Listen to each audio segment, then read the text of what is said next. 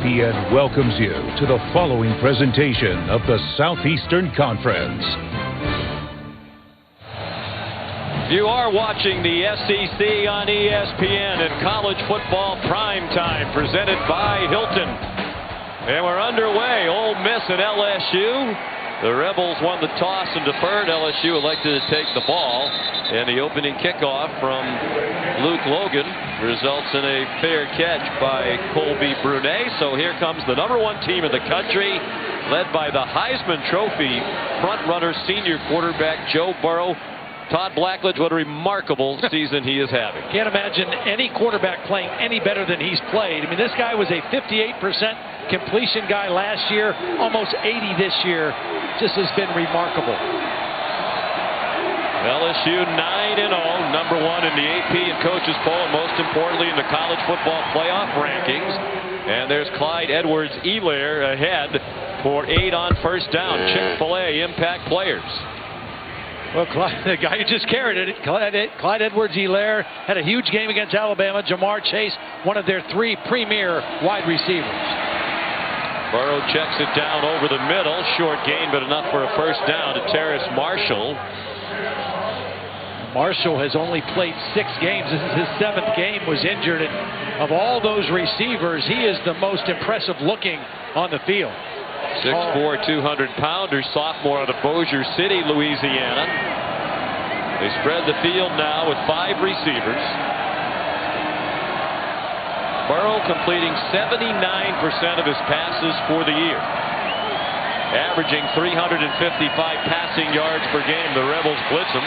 They didn't get him. He's good on the move, and his pass too high for the tight end, Thaddeus Moss, who's been an emerging force as a receiver in recent weeks.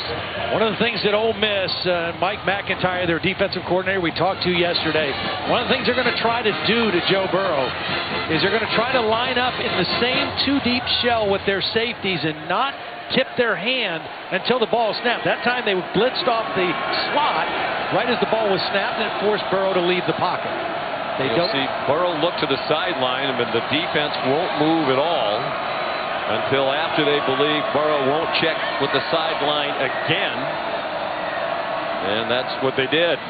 Over the middle, caught Justin Jefferson, about 1.5 yards short of the first down, tackled by Willie Hibbler, a linebacker. And they come quickly to the line on 3rd down and short.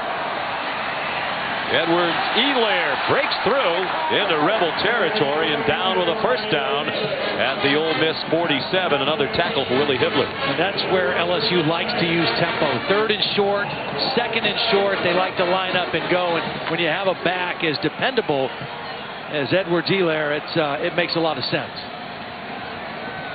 Both Burrow and Edwards-Helaire immense in the win at Alabama last week. They shared Offensive Player of the Week award in the SEC.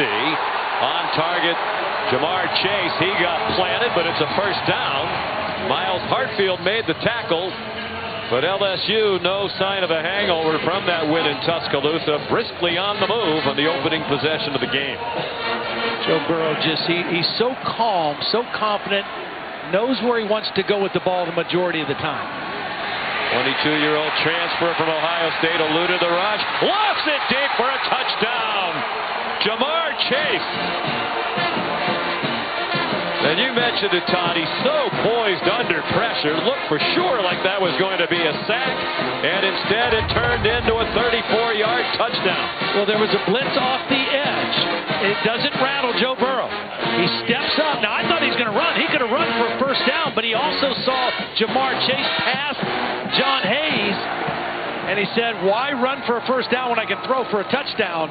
And he's been doing that all season. His 34th touchdown pass of the season, adding to Burrow's single-season LSU record. Cade York adds the extra point. And a terrific start for the #1 team in the country, averaging almost 47 points per game.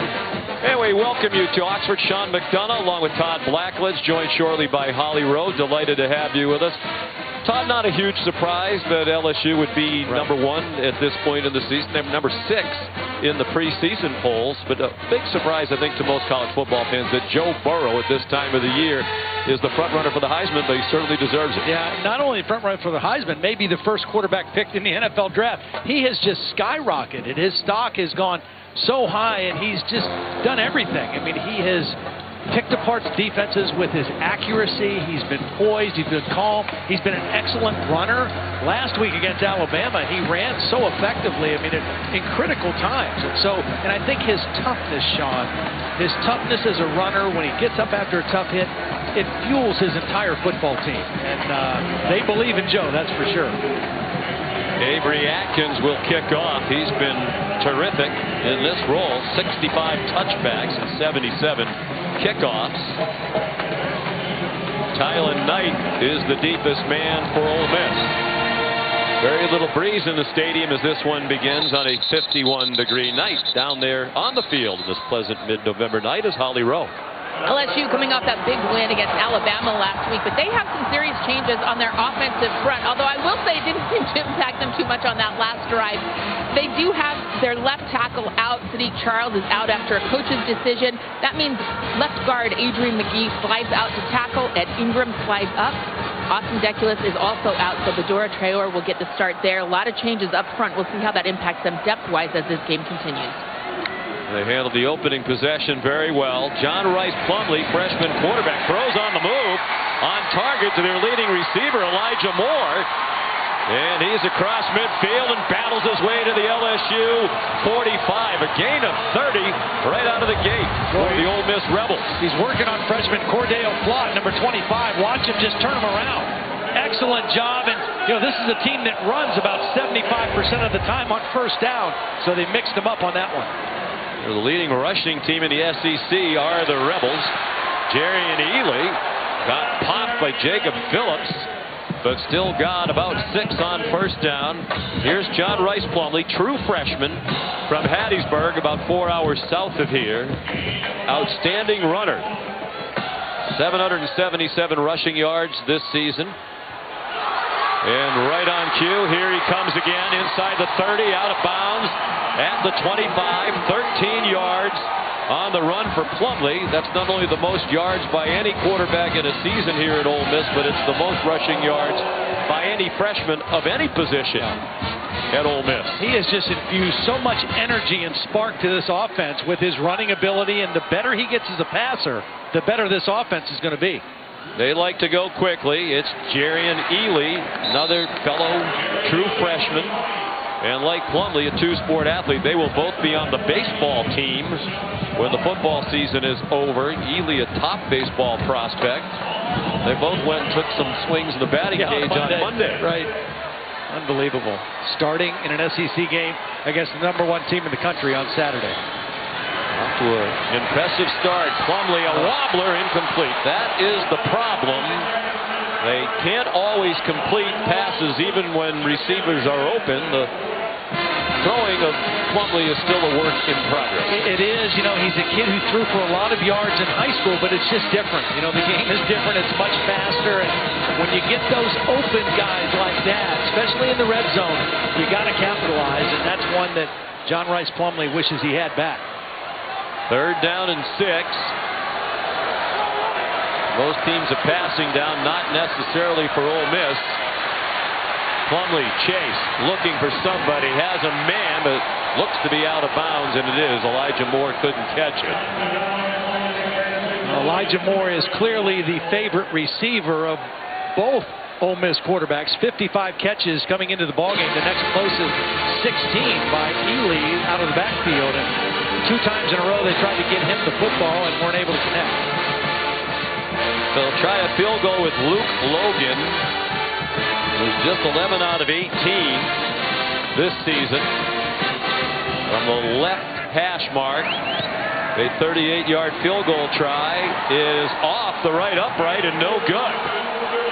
So a nice drive bogs down in the red zone, and it results in no points. They didn't quite reach the red zone, actually. No points. Off the doink, off the upright. 7-0 LSU. An eventful first 4 minutes.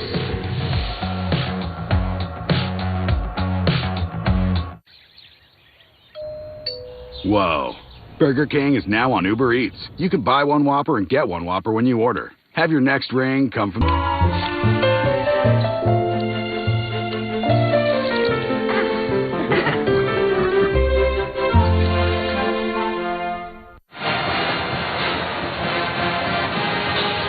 watching College Football Primetime, presented by Hampton by Hilton.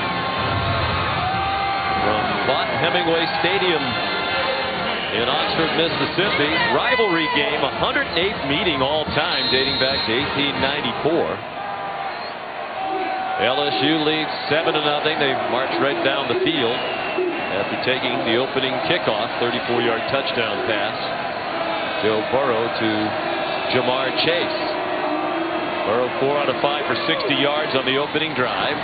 Throws that one in the flat to Justin Jefferson, who zips up the field and has a first down to the 35-yard line. Tackled by two safeties, Jalen Julius and John Haynes. So many weapons that Joe Burrow has to choose from. 3 wide receivers, a talented tight end, a back who's excellent out of the backfield.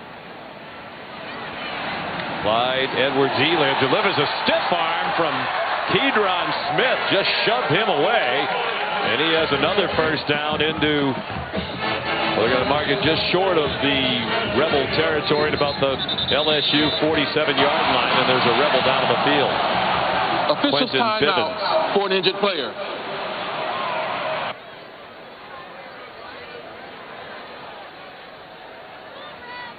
Redshirt freshman from Waynesboro, Mississippi. 3.5 hours from here, the same hometown as his fellow defensive lineman, their standout up front, Benito Jones. As they tend to Bivens, let's check in back in the studio. Here's Matt Berry.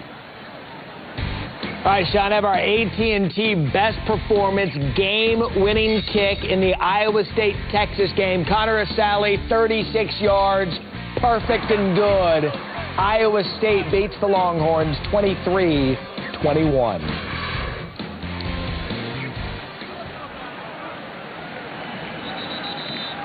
Exciting finishes around college football today. Good to see Quentin Bivens up, running off under his own power.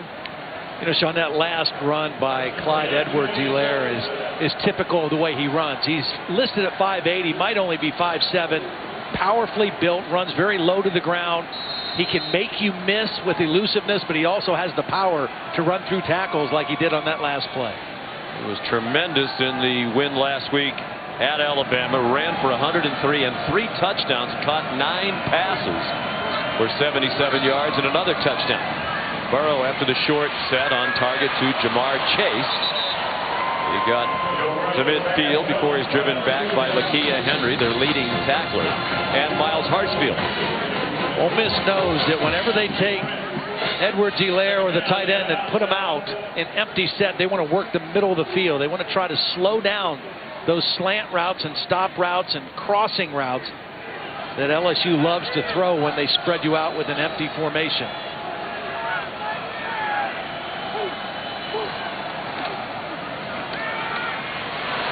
Edwards-Helaire again. You mentioned his stature, his skill set. We both read an article this week. Drew Brees, the Saints quarterback, obviously, who follows LSU very closely, compared him to Mark Ingram. He said he looks exactly like Mark Ingram, and I think that is an apt comparison. Like Ole Miss was lined up offside there. No flag. It doesn't matter, as Edwards-Helaire has a first down inside the 40 of Ole Miss, banged down by Keydron Smith. You know, I think this offense has just gotten better in their running game as the season has gone on. They started off throwing the football extremely well with Joe Burrow and these receivers, but the more this season has gone on, the running game has gotten that much more effective. Outside, defense number 13. That penalty is declined. The result of the play, first down. James Carter, the referee. There was a flag for that offside against Sam Williams. LSU on the move again. Already leading 7-0. And looking for the deep strike again, and it is incomplete. Intended for Jamar Chase. It was a perfect throw. I mean, this was a perfect throw, and there was a little bit of pressure in the face of Burrow, but he was able to still put it over the outside shoulder good position, good coverage by Smith, but it was an excellent throw that Chase just wasn't able to come down with.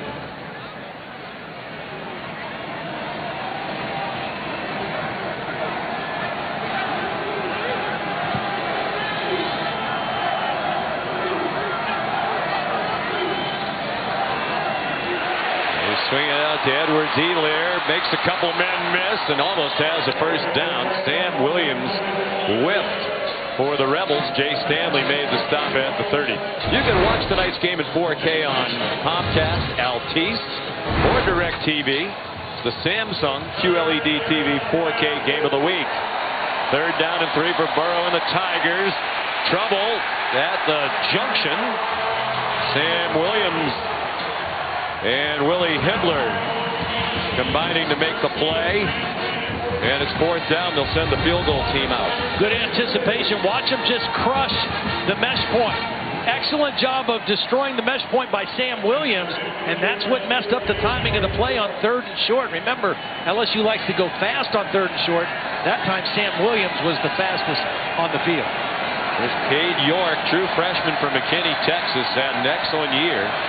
Taking over for the great Cole Tracy, their tremendous kicker from last season. It's a 48-yard try. It would match his longest, and it is no good, just wide right. So each team has missed a field goal in the first half of the first quarter. 7-0 LSU. Trying to win their 11th in a row, dating back to their bowl win over UCF last year.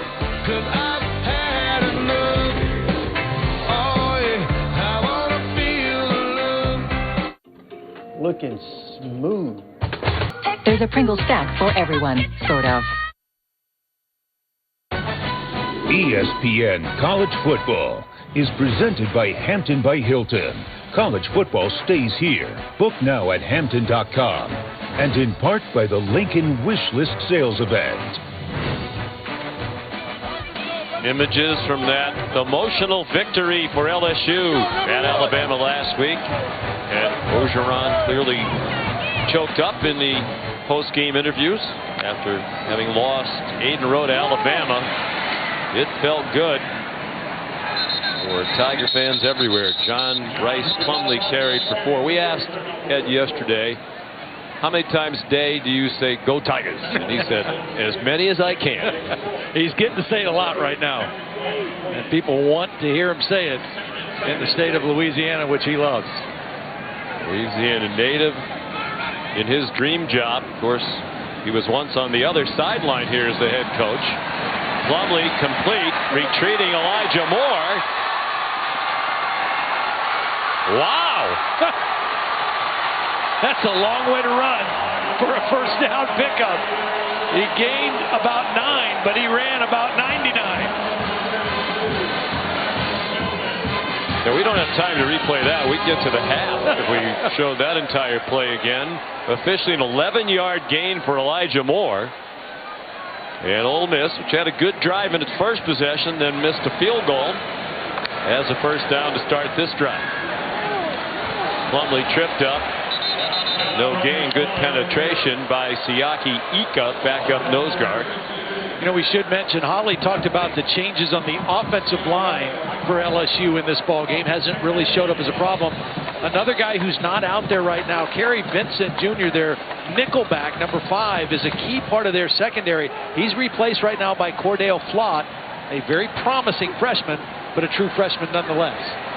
Plumlee throwing a deep ball, and it is almost intercepted. Double coverage on Jonathan Mingo, and a diving attempt intercepted by Grant Delpit, the All-American safety. He's been banged up by an ankle and thigh problem. And when you throw that takeoff route to the short side of the field, that safety doesn't have very far to run to come over to help. And that's why Delpit was able to get there and get 2 hands on the football. John Rice needs to be careful making that throw with so much air under it to the short side. Completing just 51% of his passes, but rushing for 111 yards per game. Quick pop on target, but more, or rather Dennis Jackson this time, true freshman number 5. is 5 yards short of the first down. 4th and 5 at midfield. You know, Plumlee looks better throwing the football than the last time that we saw him against Auburn. I mean, they are playing at home. It's a couple weeks later. The coaches have told us that he's improving steadily in practice. And he does at least look more comfortable throwing it so far in the ball game tonight. 3 for 6 at the present time. Matt Luke, the Ole Miss head coach, sends Mac Brown out to punt. Derek Stingley, the freshman, back for it. Brown has it land at the 2. Can they save it? Yes, they can. No, now the back judge is ruling it a touchback. Jordan Jernigan flipped it back, but to no avail. This guy from Ohio State that couldn't win a job ended up saying, you know what? I think I'm going to go to LSU. Joe Burrow was the best player on the field. Joe Burrow locked up the Heisman and locked up probably a top 5 draft pick in the NFL. Warriors, Mavs, Celtics, Clippers. You're watching the SEC on ESPN from Vaught Hemingway Stadium in Oxford, Mississippi. Final home game of the season for Ole Miss. They're 4-6. Need to win this one and then win the Egg Bowl at Mississippi State on Thanksgiving night to ensure bowl eligibility. At 6-6. Tall task, obviously, for this young Ole Miss team. 3rd possession for LSU. They've run 8 first down plays. They've gained 88 yards. They'll add to that total. Now the ball fumbled by Thaddeus Moss. And it looks like he got it back. Keydron Smith knocked it out. But the Rebels did not recover the Moss fumble. Clearly a fumble. He had started a football move down the field, reaches out with the left arm, and rips it back in. It was a beautiful throw and catch. And then a heads-up play by Moss at the end. Lined up with 23 yards on the play. Joe Burrow completes more passes in the middle of the field between the numbers than anyone in college football. Ty Davis-Price, the running back. That one is on target between the numbers to Terrace Marshall. And another double-digit gainer on first down. That's good for 11, and they're at the Rebel 46. Very little pressure on Joe Burrow so far, and when you don't make him uncomfortable, again, he knows where he wants to go with the football, and he's uncannily accurate.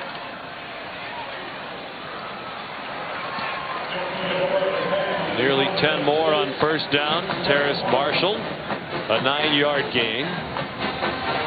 Coach O was the head coach here at Ole Miss back in 2005, 2007. Ty Davis-Price straight ahead. It didn't go well for him. Matter of fact, if they win tonight, they'll have more wins this season. LSU with 10, as many wins, 10, as Coach O won in 3 seasons combined here in Oxford. He said he was grateful for the opportunity. He said, I was way too hard on everybody. I learned you can't coach the whole team like you coach defensive linemen. He had been a D-line coach primarily before he got the head coaching opportunity here at Ole Miss. He did recruit well, and that's something that he's always been known for, is his prowess as a recruiter. Here's a blitz, picked up, swing pass. Ty Davis-Price, the true freshman. Not much on that play. Lakia Henry made the tackle. And Matt Luke, now the Ole Miss head coach, was an assistant coach on the previous staff under David Cutcliffe when they got fired. Ed Ogeron kept him. And Matt Luke said, one of the things I learned from Ed Ogeron, very important to emphasize recruiting more than the X's and O's. He said, my focus had always been on the football part. It needed to be more on the recruiting part. Just the relentless aspect of recruiting that Ogeron brought to the staff. 3 minutes to go in the quarter. Burrow on the move, on target. And Moss lunges for the first down. Tackled by a true freshman, DeAndre Prince. Well, Thaddeus Moss is a guy, obviously, most people know Randy Moss's son, but he missed all of last year with an injury. He missed all of 2017 when he sat out because he transferred from North Carolina State. And he is really starting to come on with this LSU pass offense. He had 6 catches on 6 targets against Alabama last week. Davis Price remains the running back and gets back to the line, and that's about it. The biggest change in this Ole Miss defense from last year to this year has been their ability to defend the run. I mean, they have made a dramatic improvement in their run defense. The pass defense is where they've given up the big plays. I think if you're an Ole Miss fan, that's what's scary. Mike McIntyre there in the red was leaning back, the new defensive coordinator. LSU second in the country in pass offense, and Ole Miss 117th in pass defense. Here's Jamar Chase, has a first down. They can't get him on the ground. Keydron Smith riding with him for a while, but could not tackle him, and it's first and goal at the 4. Well, watch, there's an unblocked guy coming under pressure. That was Jaquez Jones, and Joe Burrow just coolly sidesteps him, keeps his eyes downfield, and hits the crossing Chase. And it's a touchdown for Ty Davis Price. So 3 possessions for LSU, 2 touchdowns with a missed field goal in between. Absolutely no sign of a letdown after that enormous win at Alabama last week. Well, the play that Joe Burrow made on to beat the blitz, Mike McIntyre finally realized, I've got to do something to pressure this guy. He's too comfortable. He had a free rusher at him, and Joe Burrow just coolly sidestepped him and made a big play. And the extra point is up and good by Cade York. 4th touchdown of his freshman season for Ty Davis Price.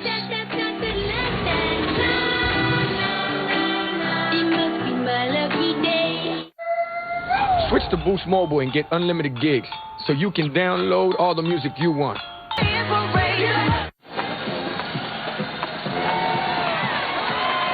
This season, for every field goal and extra point made by participating universities, Allstate will make a contribution to the university's General Scholarship Fund. Thank you, Allstate.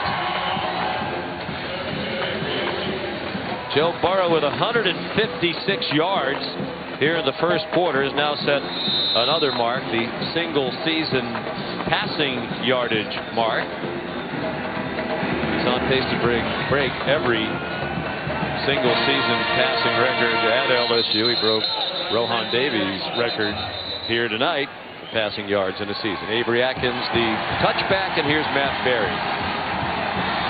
All right, Sean, have our AT&T mayhem moment. Final seconds, Iowa, Minnesota. Riley Moss, the interception to end it, and Minnesota's undefeated season. Hawkeyes win at home, 23-19.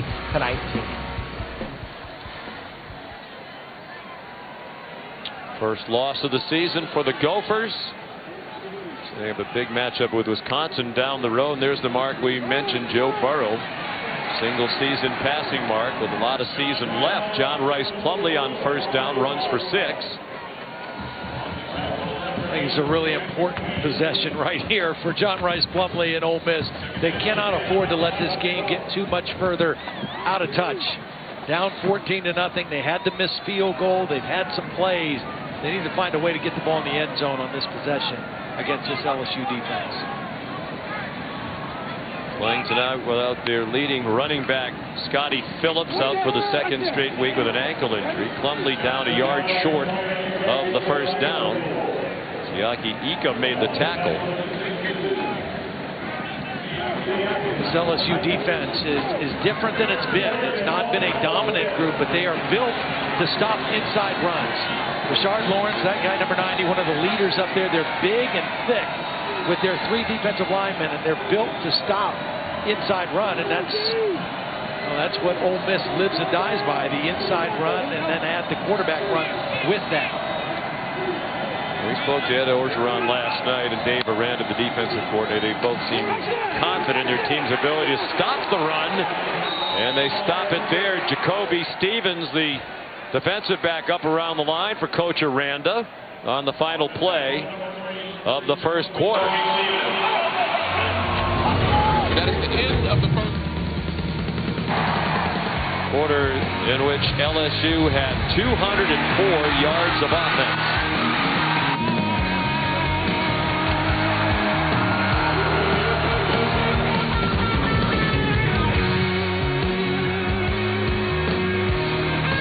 Hey, is this y'all? Football Primetime is brought to you by Hampton by Hilton, with more than 2,500 locations. You can follow your team anywhere. LSU fans following their team on the road for the final time in this regular season. They'll have 2 home games after tonight's game here at Ole Miss. Mac Brown to punt, but 4th and 2 as the second quarter begins, with top-ranked LSU leading 14-0. Derek Stingley back for the punt. Ole Miss calls a timeout. Wow. I wonder if they have some sort of fake that might or might not have been on. Yeah. It has to be that, because they were in timeout at the end of the quarter. You know, Matt Luke told us yesterday they're going to have to take some chances, be a little bit more aggressive. I think that's exactly what they had it called. They didn't get the look they wanted, and they had to get out of it. Well, you can kick off your Week 11 NFL Sunday with ESPN and the app at 10 a.m. Eastern Time. All the breaking early stories as usual, previews of each game right up until kickoff, and then the 50th season of Monday Night Football continues on ESPN, ESPN Deportes, and the ESPN app. A lot of the members of our production and technical crew work on Monday Night Football. They're heading to Mexico City. Yeah, how about that? For the Chiefs and the Chargers. Mac Brown with the punt. Good punt. Mark it at the 26-yard line. Great start for Joe Burrow again tonight. Yeah, and he's just doing what he's been doing. He sees everything. He doesn't miss a beat. He sees the corner pressure. He gets away from the inside rush, and his eyes are downfield. Could have run for first down, threw for a touchdown. Here's an unblocked blitzer. Mike McIntyre says we got to get this quarterback uncomfortable. It's easier said than done. You get a free rusher. He sidesteps him, finds Jamar Chase, and he picked up right where he's left off in Tuscaloosa last weekend. Came in completing 79% of his passes, and now he is 14 for 16 tonight. Jamar Chase out near midfield. Deidron Smith's been busy. He made the tackle after a 22-yard gain. There's Jimmy Burrow. Played at Nebraska, played in the Canadian Football League, then embarked on about a 40-year coaching career, most recently at Ohio U with Frank Solich. He retired as the defensive coordinator last year to come watch his son play. Actually started out playing here. He's from Mississippi. He played here and ended up transferring to Nebraska. I had a chance to visit with him today before the game over in the Grove. Burrow throws. Jamar Chase wide open. Touchdown. This isn't even fair, Sean. What's happening in this game so far? Joe Burrow just is unflappable. Again, he's going to leave the pocket. He's not going to panic. His eyes are downfield, and he sees Jamar Chase get behind the defense. Jay Stanley, a freshman safety, just was not in the right place. And if you're in the wrong place against Joe Burrow, he's going to find you. 2 touchdown passes, Burrow to Chase. Here's Cade York to try to make it 21-0. Burrow is 15 out of 17 for 229 and 2 touchdowns. Tonight's Southwest Airlines drive recap. Well, you're going to see Chase right here. He's just going to go, and again, it's just kind of adjusting to the quarterback on the move. Jamar Chase was the outside receiver. He wasn't open initially, but he just keeps running. And when his quarterback left the pocket, he was able to find him on the sideline. And again, it's just been too easy for Joe Burrow so far in the ballgame. Grew up in Athens, Ohio. as his dad was on the staff at Ohio for many years. And with that touchdown catch, his second of the night, that's 12 this season, tying the single-season touchdown reception mark held by Dwayne Bowe in 2006. Jamar Chase already tonight, 5 catches for 138 yards and 2 touchdowns, and we're not even a minute into the second quarter. You know, I mentioned talking to Joe Burrow's dad, and you can just see and just feel, and talking to him and his mom, they're living the dream. I mean, this is a dream come true to be able to not only watch their son play, but to watch him and this team play at the level that they're playing. Tylen Knight returns the kickoff from Avery Atkins, and a good kickoff return out to the 30-yard line. Here's Matt Berry. Guys, one half of the SEC championship is set. Auburn an opportunity late in the game, but Bo Nix is sacked. It is over. Georgia wins the East. They're headed to Atlanta. Final score 21-14. You know, those are the 2 best defenses in this league, Auburn and Georgia. And, as we see Matt Corral in now, the other quarterback, the more gifted thrower of the 2 quarterbacks.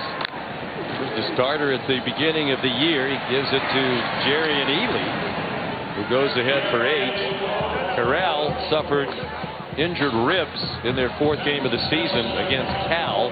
Had to come out of the game. Plumlee came in and was terrific, nearly rallied them to victory. And Corral had to sit out the next 2 games with the rib injury. When he returned, they were basically splitting time, but Plumlee was the starter. And in recent weeks, it's been much more Plumlee than Corral. Well, they'll run the same plays, call the same plays. The biggest difference is they won't have as many designed quarterback runs with Matt Corral. Rich Rodriguez knows that, you know, he saves those for John Rice Plumlee, but Matt Corral can run the offense, and you don't have to change the plays other than those by design quarterback runs. Rich Rodriguez, first year as offensive coordinator here after 6 years as head coach at Arizona. He's enjoyed it very much. There's the throwing ability of Corral on target to Elijah Moore. They've moved the ball in spurts here in the first half, and that one was tackled by Cordell Flott after a 13-yard gain. Very similar play that we see LSU run. It's an RPO, the line's blocking run, and they run the slant behind it. Ely tackled by Jacoby Stevens, but that's about 10 more, and the Rebels are on the move again. I think this is good, going with Corral, the better passer, and also trying to get the ball on the perimeter, not try to run inside where you're outmanned. I mean, this is a pretty good offensive line with Ole Miss, but they're smaller in comparison to this defensive front of LSU. Get your speed out on the perimeter. The previous play is under further review for the spot on the field.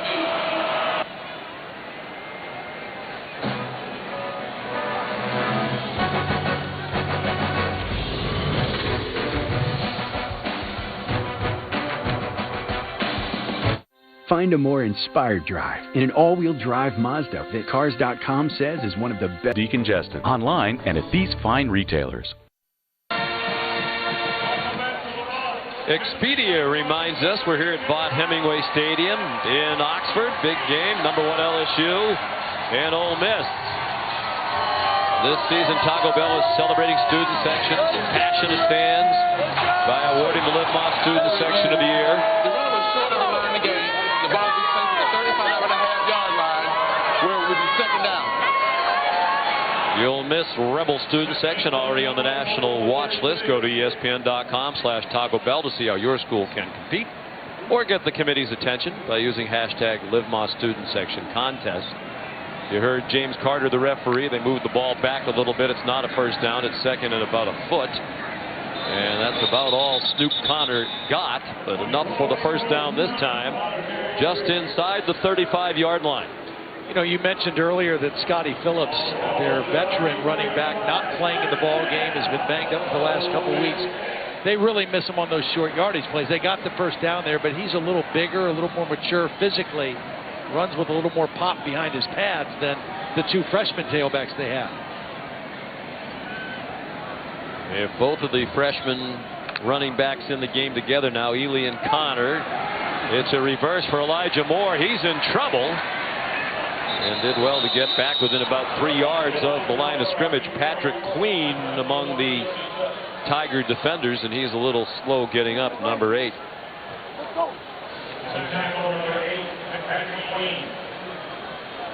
Excellent play by Caleb on Chason also. I mean, he really stayed at home, played discipline, forced that play inside. Matt Corral, Southern California, Long Beach Poly. His throw too high for Jonathan Mingo with the true freshman Derek Stingley in coverage. Stingley is out there on an island most every game. I mean, they play a lot of press man-to-man with their corners. Both Christian Fulton and Derek Stingley.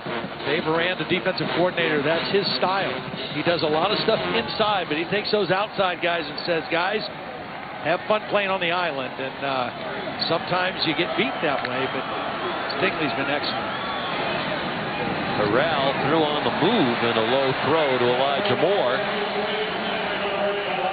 It'll be 4th down and 12. They haven't kicked field goals well, and this would be more than a 50-yarder.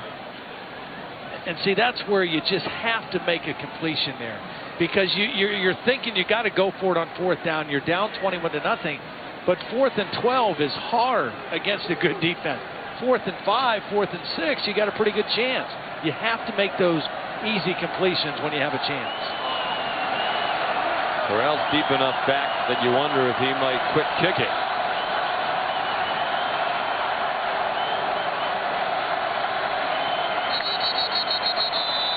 And he didn't get the play off. Play clock ran out on him. Delay of game. Offense. 5-yard penalty. 4th down. Now you have to punt it. And the offense is coming off. The young team for Ole Miss, 86% of their total offense has come from freshmen. Well, it's a young team, and unfortunately, it's too one-dimensional right now also. And when you play the better teams and the better defenses, that's a problem. Mac Brown trying to pin the Tigers deep. And a bad bounce. It hit and skipped too quickly for Tylen Knight to be able to down it. Here's Holly. Guys, a lot of people wanted to know how this LSU team would react after that big win. Everybody was sky high with the win over Alabama. But Ed Orgeron did something Monday. It's called Tell the Truth Monday. He wanted them to see that they played a good 30 minutes of football, but they had plenty to clean up after that win, giving up 41 points. The team I see here on the sideline is very businesslike. Joe Burrow, after that last big touchdown, just came over, gave a head nod to Ed Orgeron. Not a lot of celebration. Very workmanlike attitude over here. Yeah, you can see it. They are not missing a beat. They're missing a few players, but they're not missing a beat. The guys that are playing. 6th catch already for Jamar Chase. Short gain. You know, I talked to Joe Brady on the field before the game. The young, up-and-coming coach came from the New Orleans Saints, spent a couple years with Penn State, and he loves just the way Joe Brady is approaching the game. Justin Jefferson on the last catch. Here is Clyde Edwards-Helaire. And he's down about 2 yards short. You were saying that Coach Brady said that Joe Burrow really does just about everything that Drew Brees does. Yeah, well, and Joe Brady graduated when he was at Ohio State. So when he came to LSU, he came to major in football. He's taking grad classes, but his primary focus is football. And he devotes an incredible amount of time, like an NFL quarterback, in his preparation, and that's why he is so locked in on the field. Burrow graduated from Ohio State in 3 years with a degree in Consumer and Family Financial Services. His throw on target, Racey McMath with Keydron Smith in coverage. 11th catch of the season for McMath, a junior from New Orleans. There is a flag down, but excellent separation by McMath, and again, Joe Burrow sees the whole field, and he's going to find the matchup he likes. There's just no slowing him down right now. 17 of 19 now, almost 300 yards in the first half. The ruling on the field is a completed catch. Sideline interference against the defense. The official ran into a member of the coaching staff. 15 yards added to the end of the run. First down.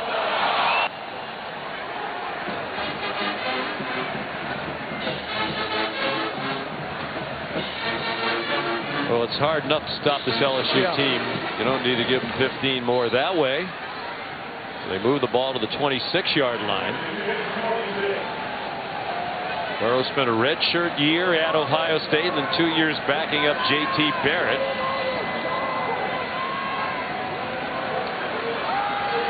He fakes the handoff.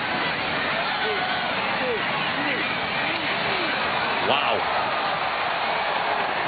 And that's the part of his game that doesn't get as much notice. He doesn't run it a lot. But when he does make the decision to run, it's usually very effective. He's a terrific athlete. He was an all-state point guard in basketball in addition to being Mr. Football in the state of Ohio in high school.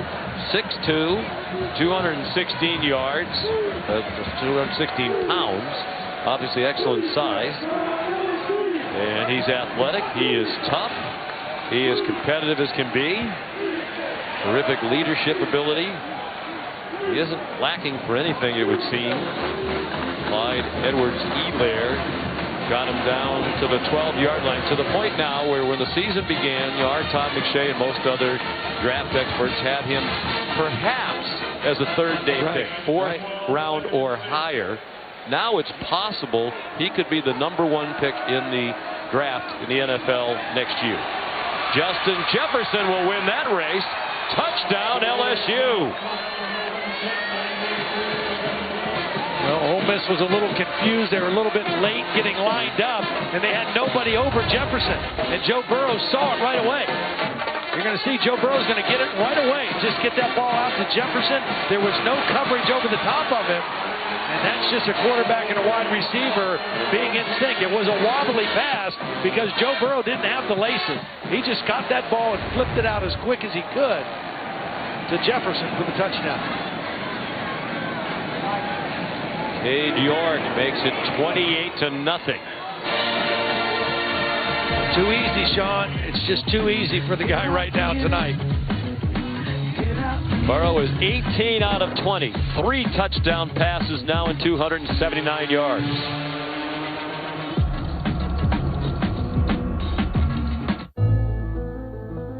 We all have an immigrant story, which is why Modelo is Pizza the Hut. ESPN College Football, brought to you by Goodyear, celebrating those who rise above. Goodyear, more driven. And Mazda, feel alive. Ed Orgeron through the years, once the head coach here, now in his dream job for Rose, Louisiana. Third full season as the head coach. Took over when Les Miles was let go 4 games into the 2016 season. Avery Atkins, Tyler Knight will down his kick. The Disney bundle is now available. You get ESPN Plus with great content like NFL Primetime, UFC, NHL, and the 30 for 30 library. And you get Disney Plus and Hulu. It's an amazing package of movies, sports, and shows. Go to ESPNplus.com to sign up now.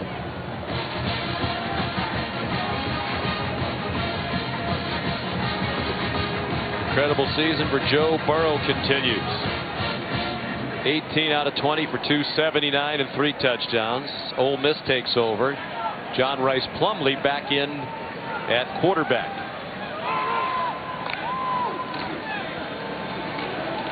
He handed it off. Great speed right here. He's a big playmaker, and he's making a big play. All the way down to the 25-yard line of LSU. Well, this is the counter play. They're going to pull the backside guard and tackle and just slip in behind there with Ely. Kick out and a lead through, and then the speed does the rest. First blocker kicks out the edge defender. The next blocker leads up through on the linebacker. And Ely shows his speed when he got in the hole. 49-yard run. He's had 3 rushes of 50-plus this season. That's 5th most in the country. Here he comes again inside the 20. When we spoke with Coach Orgeron yesterday, he said things have gone well, but we need to play better defense, and we need to be better on special teams to really get to where we want to be. Yeah, and play 60 minutes. You know, and Holly mentioned that earlier, that they felt like 30 minutes they were fantastic last week against Alabama. They were outplayed in the second half in a lot of ways. Outgained, outscored. They gave up 28 points in the second half. Gave up a long punt return. John Rice Plumlee scurries out of bounds. They're giving up 22 points per game. The LSU defense, that's 36th in the country. They're 33rd in the country in total defense. Certainly the defense lagging behind what the offense has done. Well, this has just been, I mean, just such a different LSU offense. They've never had offense like this. They've had great defense, haven't had this kind of offense. Plumlee showing that rushing ability that has led to a historic season. And it looks like he has a first down near the 3-yard line. Same play, the counter. Nice job that time also by the center. Getting a nice block on that big nose guard, opening up that counter play, hit inside that time. Plumlee with a good read.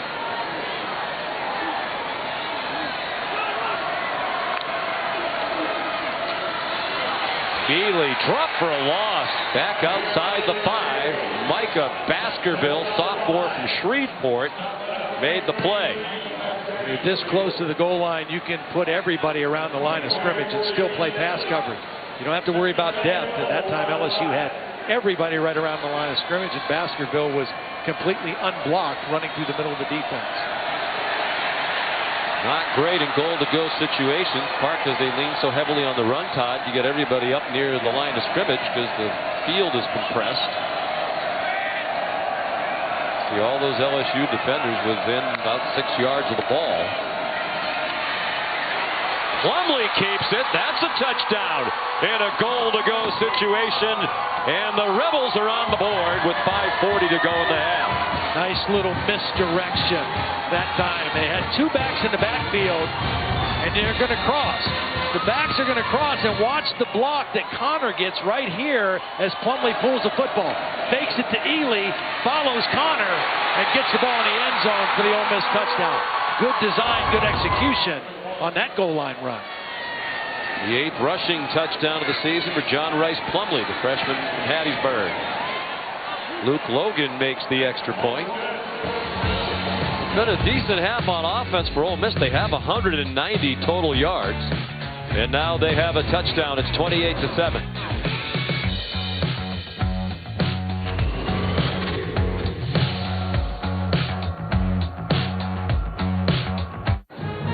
Available Sunday through Wednesday only on ESPN+.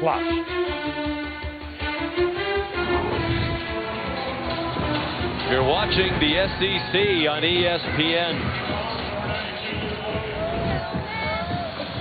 LSU leading the SEC West, tying a date with Georgia in the conference championship game in Atlanta. The Bulldogs clinched the East with their win at Auburn just earlier.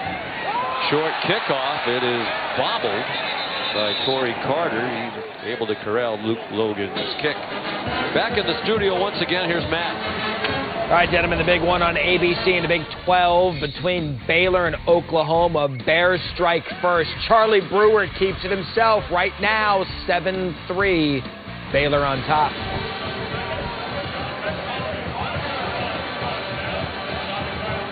You noted they're playing without C.D. Lamb tonight. That's a big loss. Outstanding wide receiver for the Sooners. Joe Burrow, 18 out of 20 for 279 and 3 touchdowns with 5:40 to go in the first half. LSU leading 28-7.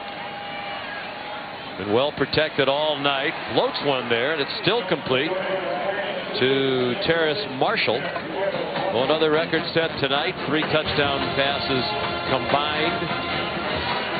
for Chase and Jefferson. Chase 2 touchdown catches and Jefferson 1. That gives them 22 combined for the season.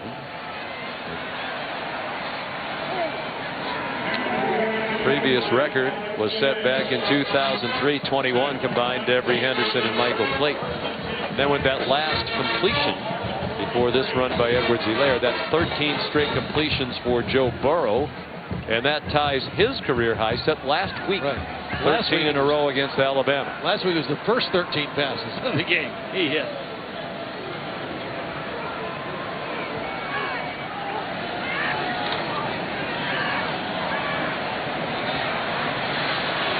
Look out.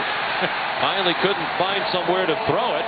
Done such a great job of rolling around until someone broke open, but that time Tyrekus Tisdale said, "You're going down," back at the 40. And for a brief moment, he thought about throwing that back across the field to Clyde Edwards-Helaire, and then decided, no, that's not a good decision.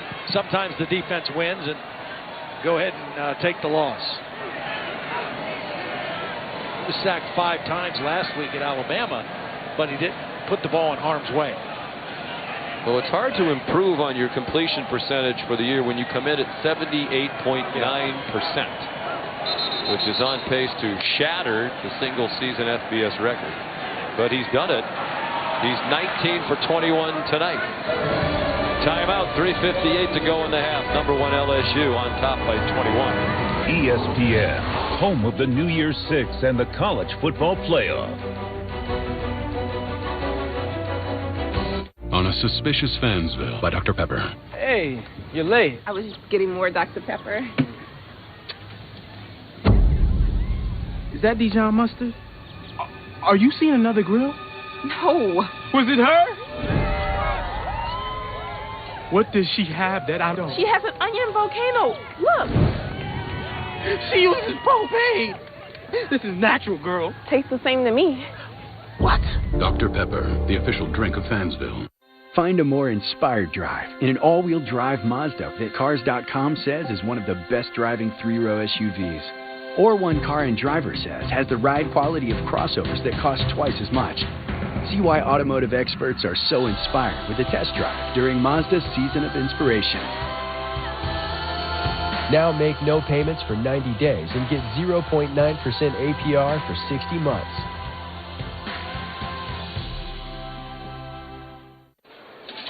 Is that... Quesadillas?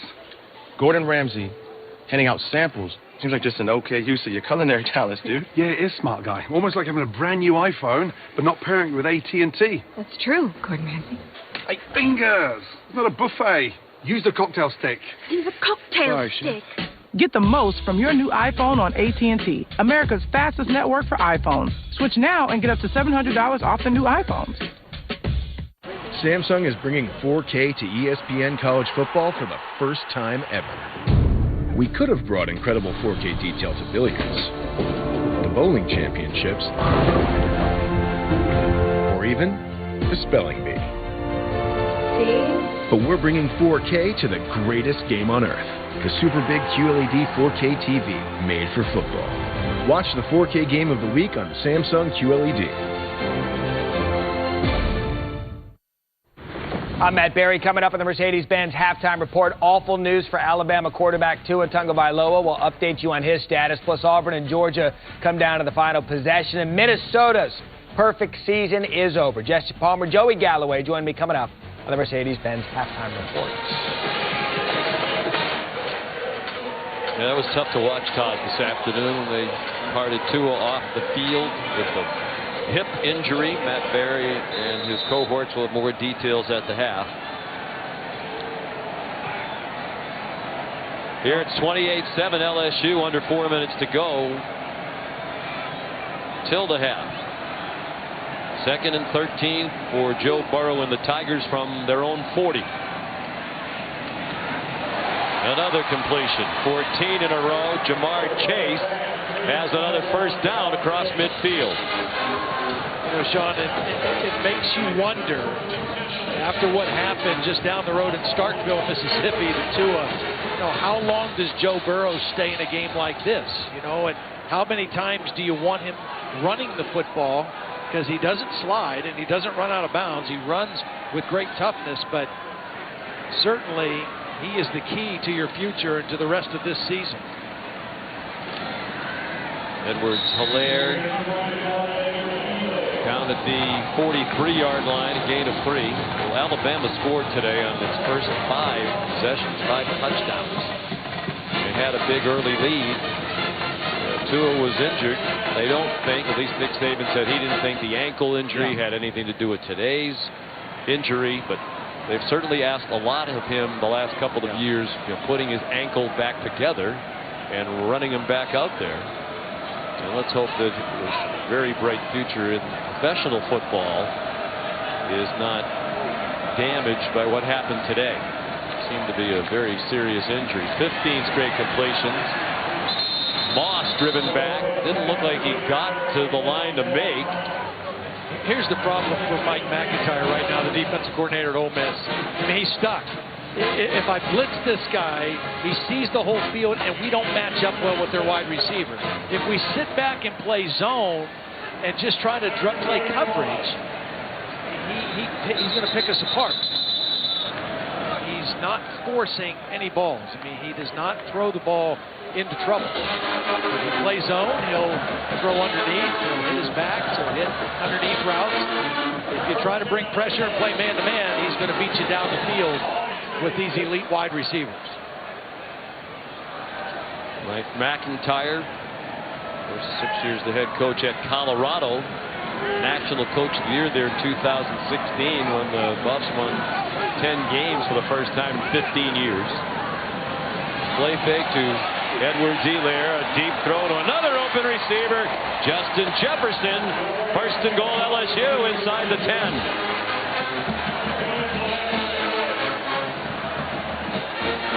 Just an interesting formation that time. Holding. Offense, number 81. 10-yard penalty. First down. They like to work out of this bunch set with a tight end and 2 receivers. So here's Moss. He's going to be the guy that gets the holding. Jefferson's going to come all the way underneath and then down the sideline out of this formation. Little delay route. And it's a throwback by design. Had him matched up on a linebacker, and all for naught. Willie Hibbler was the guy in coverage, but because of the holding to Thaddeus Moss, that beautifully designed play doesn't count. We've certainly seen more egregious holding penalties in our time. Back it comes to the 45-yard line.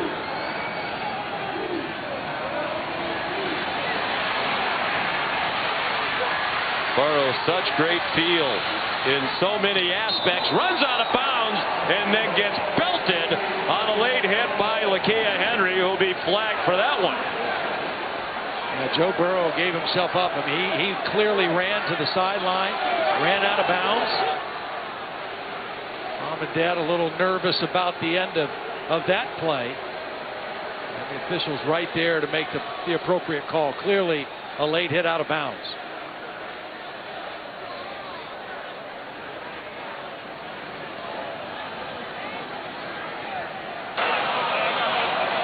After the play, personal foul, late hit out of bounds, defense number 1, 15-yard penalty from the end of the run. First down. That's the second 15-yard penalty now on Ole Miss that has extended an LSU drive, and that one's not even close to being a clean play. And it goes back to your point. I mean, it's still in the first half. Yeah. But if you're an LSU fan, you hold your breath when you see something like that. Well, the game in Starkville was 35-7 when Tua got hurt. It was a 28-point lead late in the first half. This one is getting that way itself. Blitz off the corner. He got it off to Edwards-Hilaire. He's inside the 10. Has a first down. Inside the 6-yard line, first and goal for LSU. The thing that makes this kid so good is he does everything. He can run with power. He can catch the ball in the backfield. He can make you miss. He picks up blitzes. That's why he is going to be an every down back in the NFL. They list him at 5'8". He's probably closer to 5'7". Ed Ogeron says Edwards-Helaire is 6'4", 270. That's the way he plays, with a big heart as well. His family represented here tonight. He's in trouble and dropped for a loss. Willie Hibbler made the tackle. It'll be 3rd down and goal as we approach a half-minute left till halftime. Well, that was Willie Hibbler coming inside the block of the left tackle. We mentioned Adrian McGee, who's normally the left guard, starting at left tackle. He was not able to get the cutoff block on that play. And that may be the first play of the entire first half where the changes in the offensive line showed up for LSU.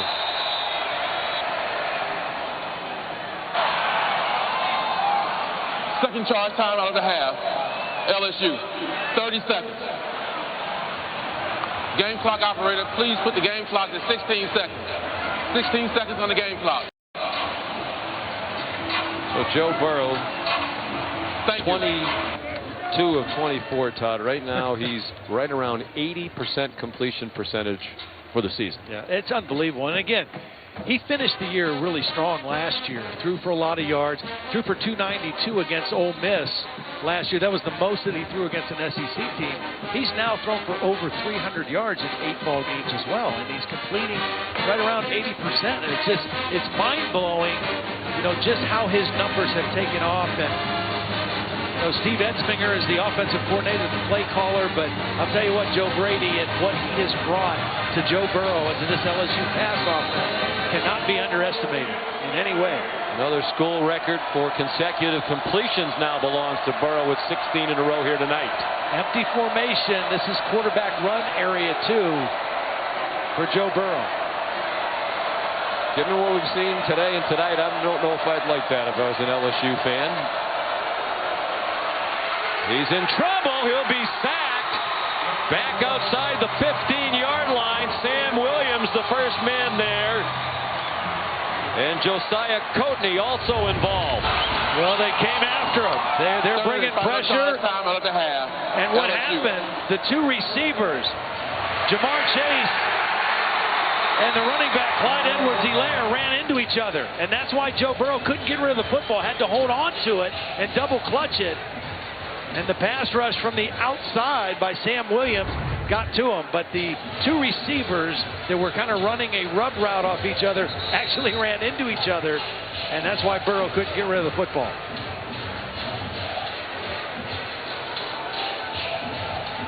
Here's Cade York. Missed from 48, just missed it wide right. This will be a 33-yard try.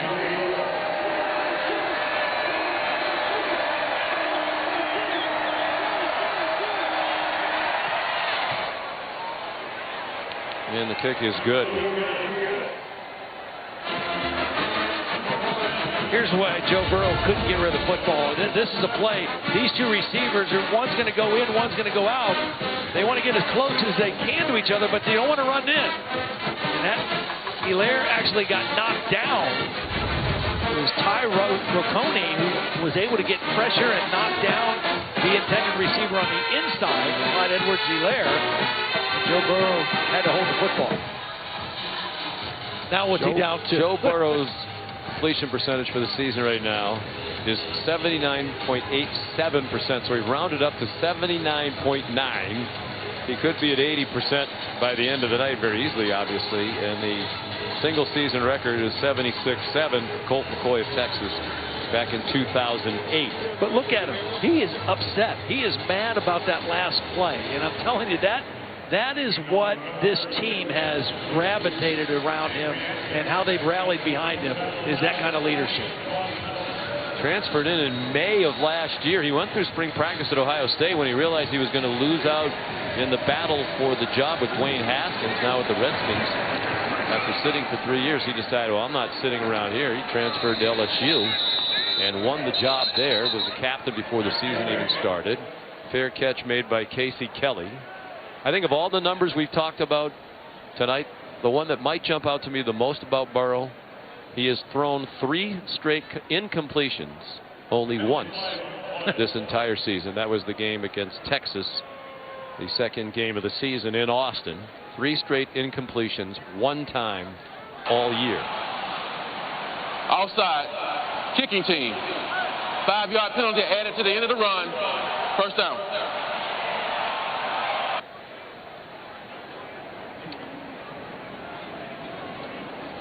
I'm just so impressed with, after the win last week, which was such an emotional win. They had lost 8 in a row to Alabama.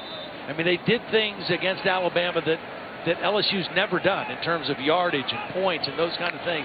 They came back to Baton Rouge, and it looked like they won the national championship. The crowd that was waiting for them there.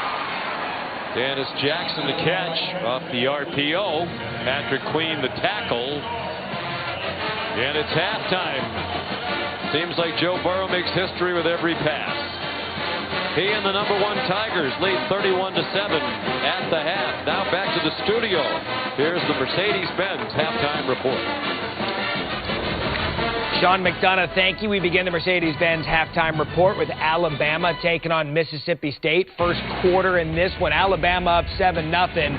And Tua was going to be the story of this game for all of the wrong reasons. Early on, though, looked great. Najee Harris, 19 yards. Najee Harris now has 6 receiving touchdowns on the season, had 0 all of last season. If I had a timeout, I'd use it.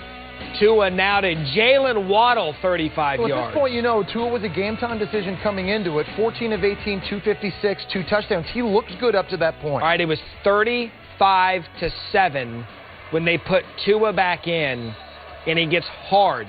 First, you saw the blood coming down his face, and initially they thought it was just the nose injury.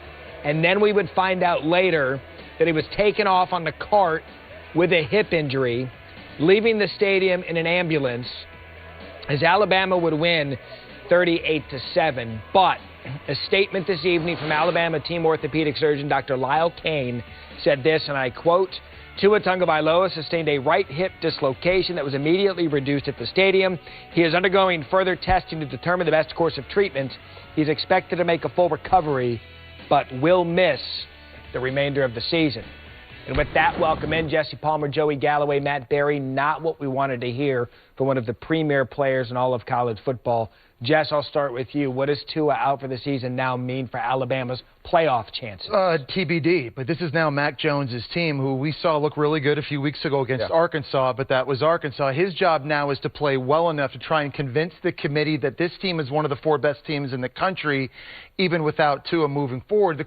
They don't need Tua to beat West Carolina. The big question coming up is going to be at Auburn. They have to win that game convincingly and make a statement. Can they do it without Tua? That would be a big statement. Of course, Auburn had already beaten Oregon, but this is a team right now sitting at number 5 trying to build a case against potential one-loss conference champions like Oregon, Utah, Oklahoma, or Baylor. They need Mac Jones now to play extremely well. If you're Mac Jones, you're stepping into an offense, you're throwing it to Judy and Ruggs and Smith and Waddle, probably the best group of receivers in college football. I was listening to McShay today, had 3 of those guys with first-round rankings as far as their numbers are concerned. So if you're Mac Jones, you get a chance to step in and throw to these guys.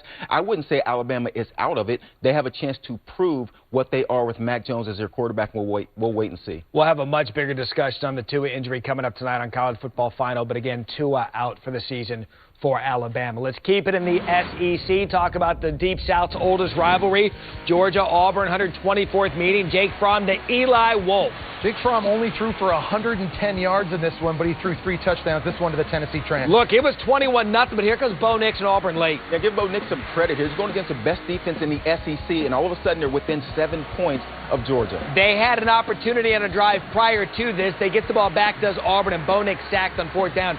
3rd consecutive berth for Georgia in the SEC championship. They clinched 21-14. It was row the boat Saturday from Minnesota at Kinnick Stadium. Would they continue their dream season? Find Paramount Kia and Hickory off Highway 70. I can't wait to see you at Paramount Kia. Welcome back to the Mercedes-Benz Halftime Report. The Disney Bundle is now available. You get ESPN Plus with great content like NFL Primetime, UFC, NHL, and the 30 for 30 library. And you get Disney Plus and Hulu. It's an amazing package of movies, sports, and shows. Go to ESPNplus.com to sign up now. You know who's really been a bundle of joy to watch this year? Baylor Bears. There you go. Hosting Oklahoma, big one over on ABC. What about Charlie Brewer dumping it off to John Love at 24-yard gain? Yeah, it's a nice job with the defender right in his face of finding his check down. Right now, Brewer 6 of 9 throwing it. And Brewer using his legs as well. 2-yarder for the touchdown. Baylor leads 7-3. Later first, same score. Watch this toss from Brewer to Denzel Mims. Denzel Mims is Brewer's favorite target. You remember last week went to him twice in overtime for touchdowns. This time they take a 2-score lead against Oklahoma early. 14-3. Then it's Chaz again, right up the gut. Big story here. Baylor's defense has sacked Jalen Hurts 3 times. A Hurts fumble helped set up that touchdown. Now Baylor could clinch a Big 12 title spot with the win because Texas already lost today. Iowa trying to ruin Minnesota's undefeated season. Tyler Goodson breaks the yards. How about Minnesota ranked number 8 on the road in Kinnick, and they're the underdog. All right, so fourth quarter, Minnesota first and goal, trails 23-13. Rodney Smith direct snap. Big story here. Minnesota normally runs the ball very well, but they only had 63 rushing yards in this game. And then backup quarterback Cole Kramer in. Tanner Morgan was out hurt, picked off by Riley Moss. And Iowa's now won 5 straight over Minnesota. Row the Boat suffers their first loss of the season. Pac-12 South, UCLA and Utah. Tyler Huntley keeper. And Tyler Huntley is a terrific athlete. You see him make a guy miss, make 3 of them miss, get in the end zone. That is not Ohio State. Those are Utah's uni swag for the week. Wake Forest and Clemson, first quarter. Trevor Lawrence to T. Higgins. Yeah, remember Trevor Lawrence had interception problems? Not anymore. 13 touchdowns and no picks now in his last 4 games. Clemson is just absolutely pummeling people at this point. Yeah, and Higgins had 4 catches in this game, 3 of them very efficient for touchdowns. And then a career-high day for Higgins continues this one for 30 yards, and Clemson just continues to roll on all cylinders. Yeah, and it was a tough day for Wake Forest quarterback Jamie Newen, playing without his 2 top receivers. He threw 2 picks, and as you guys mentioned, Clemson, they are on fire since that 1-point scare against UNC. 45 points in 6 consecutive games. Rutgers, Ohio State, J.K. Dobbins scores 7-0 Buckeyes, and then it was Dobbins again. This is a tune-up game for the Ohio State Buckeyes as they will face Penn State next week at home. Good tune-up for Justin Fields and that Ohio State offense here. Fields finds K.J. Hill. Fields, 4 TD passes in this game. He now has 31 tutties on the season, only 1 interception. Heisman numbers. I love a little tutty there. Ohio State's now won 16 straight. Rutgers covered the spread. They really did, but give Fields some credit here. 305 yards passing, a career high. 21 points, tied for a season high for Ohio State. Chiefs, Chargers, Monday night down in Mexico City. Catch it on ESPN and the ESPN app. This halftime report is presented by Mercedes-Benz, the best or nothing. Taco Bell party packs are available for delivery. Today, we are Ole Miss, transforming lives and the world. Our Mercedes-Benz road to the championship now apparently goes through Waco. We have a beat down on the Brazos. Jalen Hurts threw an interception on Baylor's 36-yard line. Very next play, Brewer hits Mims for this score, and Baylor is rolling. I mean, it is a rout over Oklahoma over on ABC. Florida, Missouri, Kyle Trask, Josh Hammond. And Missouri was 5-0 in the season at home. They get Kelly Bryant back. Can they beat Florida, coming in as the favorite? Florida was trying to maintain some sort of hope in the SEC East. Here to Michael P. That's a running back there running that double move. Beautiful catch. Defense only gave up 256 yards. All right, Florida wins 23-6. Much more in the Mercedes-Benz halftime report.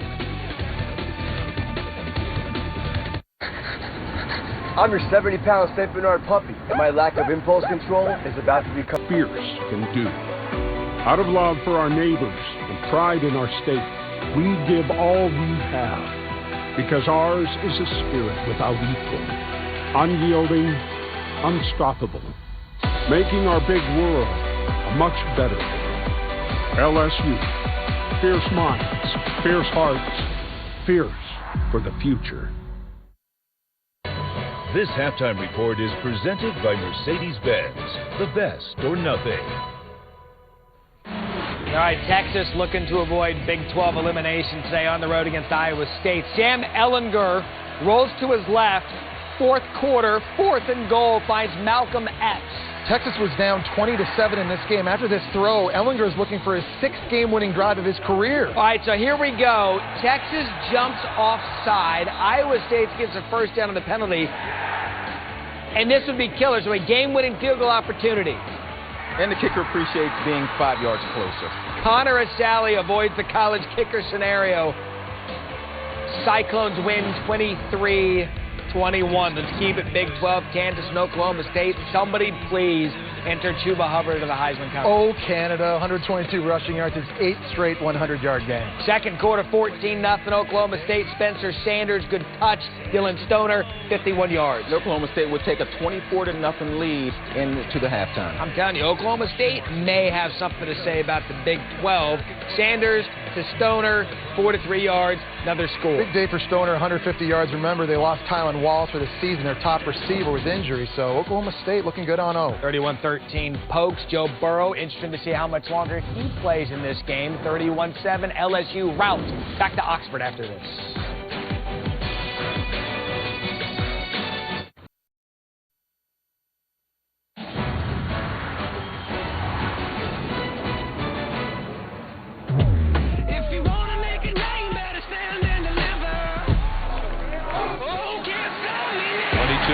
Transfer from Ohio State, eluded the rush, lost it deep for a touchdown. Jamar Chase, and it's a touchdown for Ty Davis-Price. Burrow throws, Jamar Chase wide open, touchdown. Justin Jefferson will win that race. Plumlee keeps it, that's a touchdown. And the Rebels are on the board. You're watching College Football Primetime, presented by Hampton by Hilton from Vaught Hemingway Stadium in Oxford, Mississippi. On the campus of the University of Mississippi, number 1 LSU leading Ole Miss 31-7. We welcome you back. Sean McDonough along with Todd Blackledge. LSU will kick off to begin the second half. Avery Atkins to kick it away. We'll be joined shortly by Holly Rowe. And the second half is underway with a touchback. Todd, wasn't very long ago. It looked like the Heisman race was wide open. Yeah. Now it looks like it might have ended tonight with what Joe Burrow's doing. It's just amazing what he and this offense, and again, I've watched so many LSU games over the years, have never seen their offense look like this. And Joe Burrow has just been magical. I mean, they got 400 yards of offense in the first half. He only missed 2 passes in the first half, already over 300 yards, and he just makes it look easy. 319 for the half. Ole Miss ball to begin the second half, and a big gainer to Octavius Cooley, the tight end, across midfield and down at the LSU 46-yard line. That's 29 yards. Ole Miss did have 209 yards of offense in the first half. They moved the ball. Yeah. Remember, they opened the game with a pass play, a pass completion for good yardage. John Rice Plumlee continues at quarterback. He takes off running. He's going to take off to the end zone. 2 plays and a touchdown for Ole Miss in just 31 seconds. So the defense remains a concern for the number 1 team in the country. That is a 46-yard touchdown run. Wow. Talk about explosive now. 2 plays. The Plumlee family has made the trip up from Hattiesburg. Dad, Den, Mom, Lori, and the sisters, Ryan and Reese. Ryan goes to Alabama, and she told John Rice that at the Alabama game where he made his first start of his career, she was cheering for both teams. Yeah, sitting in the Alabama cheering section, but had a pin with his picture on it.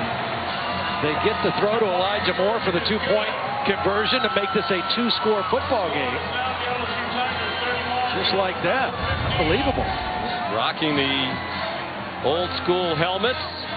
Throw back to the days back in the 50s and 60s when this was really a spirited rivalry. 2 plays for the touchdown. John Rice Plumlee, nobody in the picture. Well, Christian Fulton was the middle safety. He's normally a corner. the formation had him in the middle of the field, and he just got completely fooled watching the action of the backs, and nobody had contained on that outside. And of course, the speed of Plumlee, if you make a mistake like that, he's going to make you pay for it. He's rushed for 94 yards. Thrown for 94, rushed for 92, and he's rushed for both touchdowns.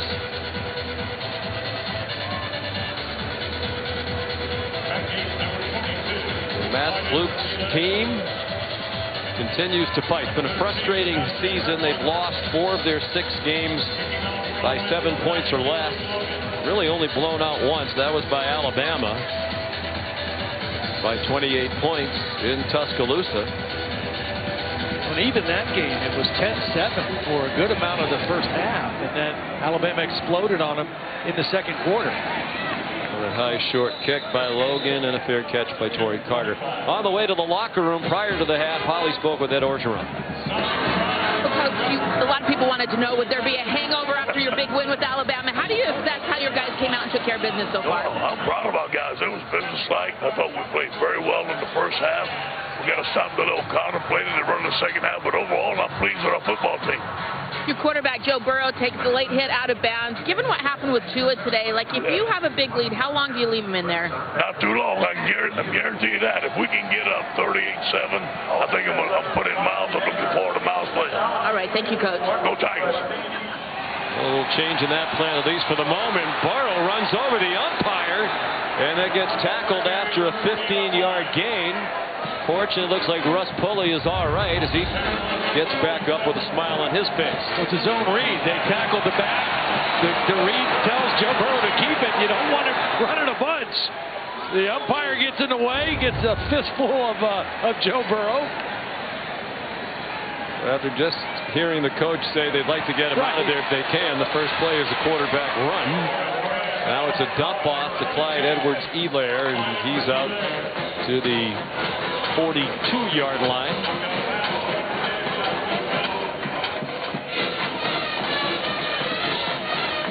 Yeah, 38-7. Maybe we'll get him out. 31-15. He's going to run the ball. It's a game now, especially with the problems the LSU defense has had. And Ole Miss has demonstrated the ability to go up and down the field here tonight. 2 touchdowns already and a missed field goal. This is not a good plan against Clyde Edwards-Helaire, trying to rip the football off. Number one, you're not going to get it. And number two, you give up extra yards by not getting him on the ground. Alabama tried to do that to him last week, and he just continued to fight forward for more yardage. It's too early in the game to try to rip the football off. Make solid tackles, get him on the ground. Big night for Matt Luke and these Rebels. Senior night, last home game for 20 seniors. That's always emotional. Edwards-Helaire again down to the 40. They have 120 recruits here tonight. They think they're recruiting very well. They believe they've dug out of the mess of the NCAA sanctions, the ugly end of Hugh Freeze's tenure here as the head coach. Bounce back from scholarship reductions. They could use one big win to really bring back the positive vibe around this football program. Some close calls, but haven't been able to do it. And that pass incomplete, just the third of the night thrown by Burrow in 26 throws. Intended for Terrace Marshall and Jalen Julius. Broke it up. Here comes a big third down and 7. They got the incompletion. They also got a pretty good hit on Joe Burrow. Knocked him to the ground on that second down play. And a little more energy in the stadium here on this third down play. So 17 straight completions before that incompletion. That is the LSU record. When they put Edwards-Helaire outside, they like to work inside to their key receivers. Edwards-Helaire was widest to the left. They work inside to Jefferson, and he has the first down. Just with a yard or a yard and a half to spare. Miles Hartsfield too late to get there for Ole Miss. And Jalen Julius took a bad angle. He actually was there to make a play, but he undercut the play, took a bad angle, and that enabled Jefferson to get upfield and make the first down. His 6th catch of the night. Jamar Chase has 6. Terrace Marshall has 4.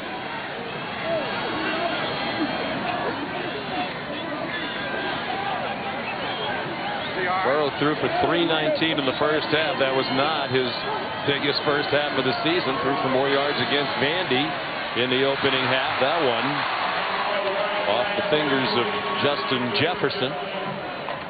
Boy, it feels like a drought now without a completion. Right. Yeah, that's 2 out of 3 that were incomplete.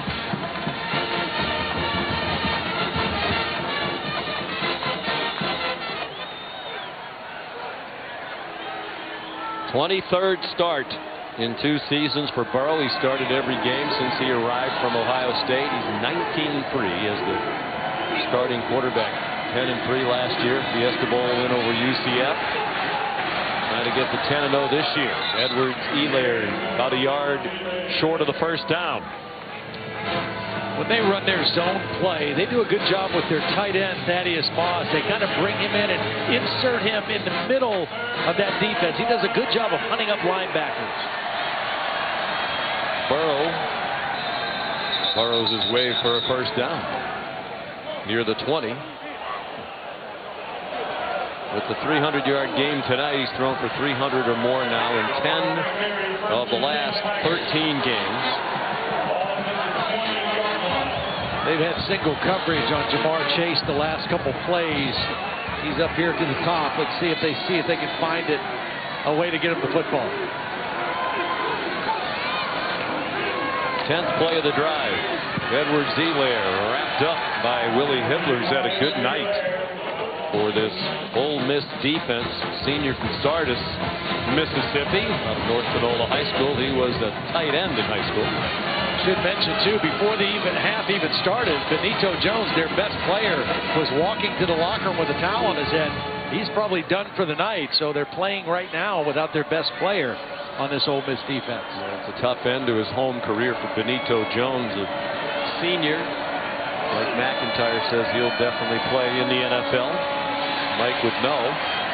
Edwards-Helaire ahead to the 15-yard line. Mike McIntyre spent 5 years coaching in the NFL with Bill Parcells with the New York Jets and the Dallas Cowboys.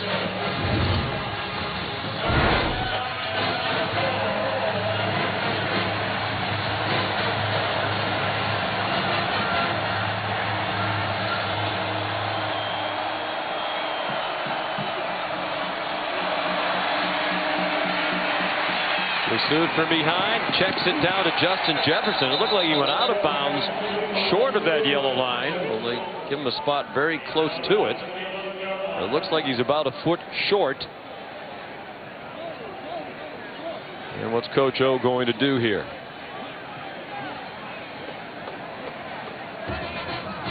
Different formation that time. They had Jefferson in the backfield, motion out of the backfield. He was not the intended receiver. He was an outlet. And Joe Burrow got it to him. That the runner was short of the line of the game. 3rd down.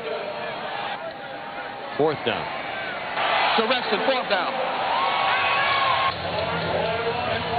And the play clock running down, and that shouldn't happen to LSU with all that confusion.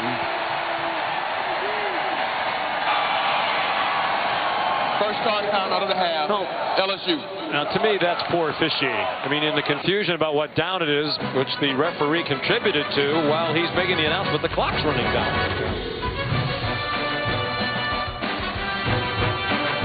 Everybody got together now. Things are looking better now. We can live forever now. So let's go back and take a look at what happened, necessitating a timeout called by LSU. You see the referee, he's making his announcement there that it's 4th down. There's some confusion. Meanwhile, while he's chatting, the play clock's still running, and LSU had to use a timeout. We'll bring in Bill Lamagnier in just a moment, but they're ready to go out of the timeout now. And LSU's going to go for it on this 4th down and 1. Leading by 2 scores. A field goal would make it 3. 9:42 to go, 3rd quarter. And again, no Benito Jones in the middle of that Ole Miss defense on this 4th and short.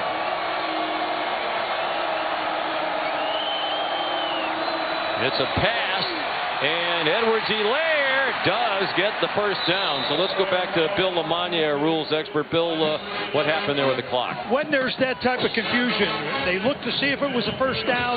They did not have the ball ready. They needed to give a new 25-second clock pump up on that. And then I would have, on a PR situation, when that coach asked for that timeout on the confusion, I would have just PR'd it and said, Coach, you don't need the timeout. We're going to give you a new 25, unless you want it. Justin Jefferson, PR meeting. Public relations. PR move. It's about management, game management. So they're hoping that the burning of a timeout there isn't an issue. That ball was catchable for Justin Jefferson. Another good hit on Joe Burrow right as he released that football. So a couple hits here early in the second half by the Rebel defense. More incompletions here in the opening moments of the third quarter than he threw in the entire first half. Edwards-Helaire stacked up at the 9-yard line. Holly? Ole Miss defense making a nice defensive stand right here. Despite being without their best defensive lineman, Benito Jones, he went to the locker room. He has had a head injury. He will not return to this game. He came out after halftime, tried to go through a warm-up period, but it was not to be. Well, that's a big loss. I mean, he's a really good player and a disruptor on the inside. Josiah Coatney has played inside. He's typically an end in their 3-man front, but he can play inside. Third down and goal. They're just inside the 9-yard line. Mike McIntyre brought a blitz.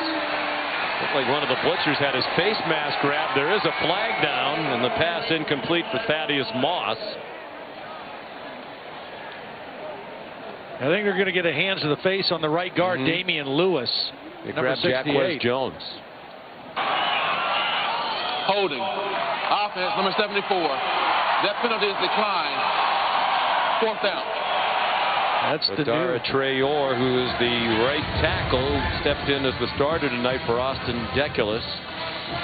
Yeah, I think 68 had a hand to the face. There's the hold on Traore. 74 just kind of spun his man around as he was going after the quarterback. And that's a win for Ole Miss. That's a win for their defense. Field goal here. Again, a three-pointer would make it a 3-score game. 27-yard attempt for Cade York. 1 for 2 tonight. He's 2 for 3 tonight. 8:19 to go in the third quarter.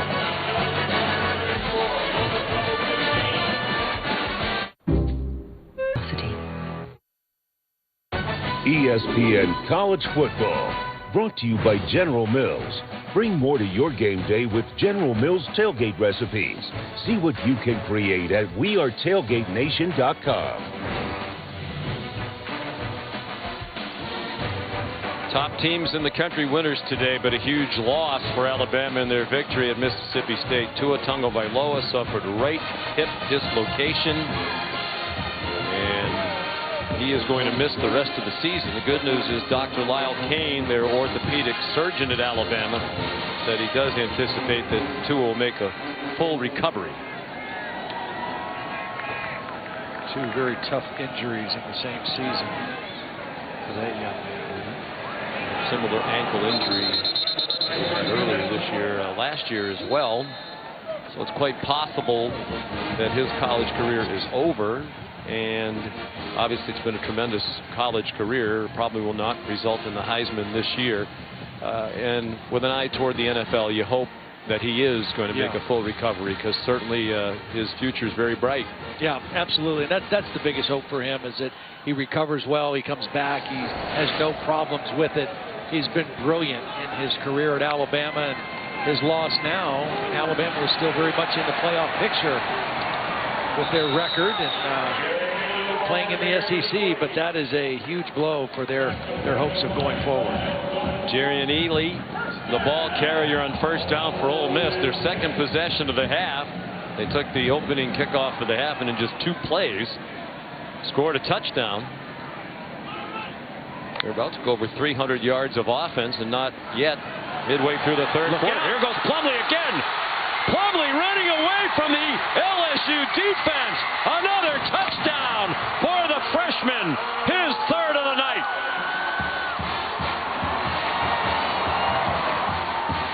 This is that same counter play that Coach Orgeron was talking to Holly about. Got to do a better job of it. Not a good job on that time. And really some bad defensive back play of guys just overrunning the play and not being in position to stop that for just a decent game. The speed of Plumlee again is very impressive. That was a 60-yarder. He had a 46-yarder on their first possession of this half. They're going to go for 2 again. Make it an 11-point game where a field goal and a touchdown 2-point conversion could tie. Design run for Plumlee, lunging, and gets there for the 2.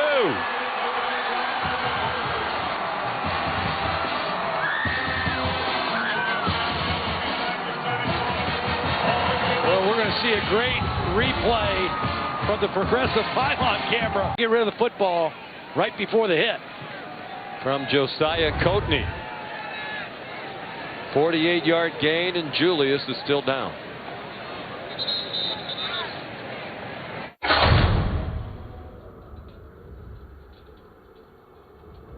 We are professional grade. GMC.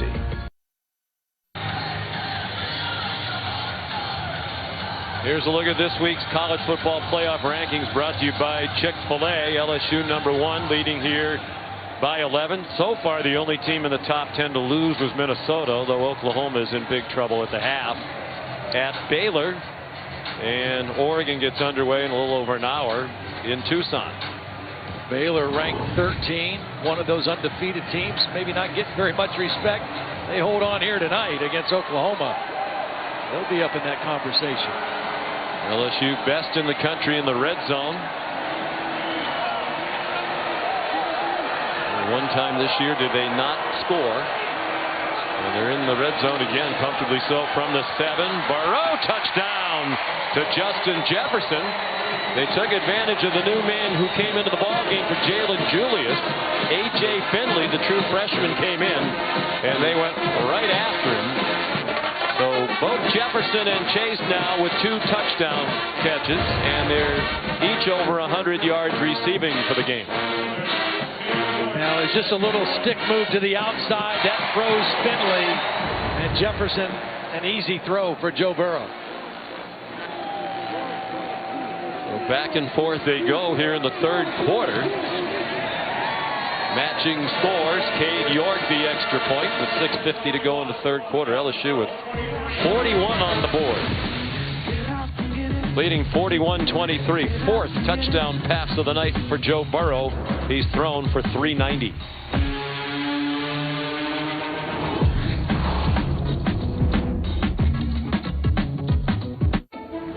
Some farms grow food. This one grows fuel. ExxonMobil is growing algae for biofuels that could one day power planes, propel ships, and fuel trucks, and cut their greenhouse gas emissions in half. Algae. Its potential just keeps growing. What do I want for Christmas?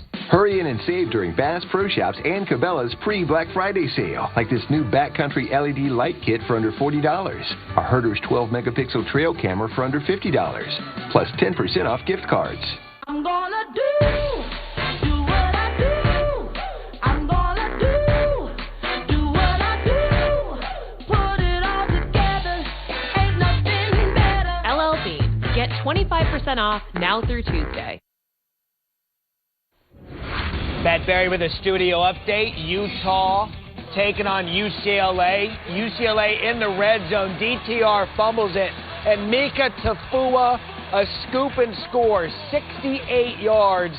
And it is all Utah right now, 28-3 over UCLA. Pac-12 making a strong move, trying to get in that top 4 in the college football playoff rankings.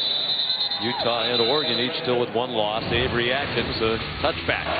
John Rice Plumlee, here's the effect he has in this run game.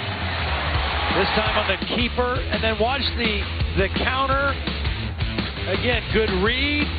Once he gets those shoulders north and south, I mean, you're just not going to catch him. He just has that type of breakaway speed, but he also opens up things for other players. Ely gets a nice run because there's so much attention inside on the potential of Plumlee running. For 150 yards now for John Rice Plumlee. Gives it off that time. Jerry and Ely, they are gashing the LSU defense on the ground. That is 23 more and another Ole Miss first down. Well, that's the play we just showed you that was drawn up. I mean, you've got Plumlee running inside, and you've got Ely on the perimeter. And if whatever the decision is by the defense, it's wrong. Well, the previous 2 possessions were 2 plays and a touchdown. Can Plumlee do it for the 3rd time? No. They're ready for him after a 1-yard gain. That was his 3rd carry of the half. The first 2 were 46 yards for a touchdown and 60 yards for a touchdown. They're up to 266 on the ground. They're the leading rushing team in the SEC, averaging 247 per game. Got to find a way to get Elijah Moore back in the ball game also as a receiver. Ely to midfield. That'll bring up 3rd down and 7 for the Rebels. Neil Farrell made the tackle. Ely, a terrific football player, but he says, I have no interest in a future in football. I am first and foremost a baseball player. Well, we are told he might have been a very high draft pick in the Major League Baseball draft, but he made it clear he was intending to go to college.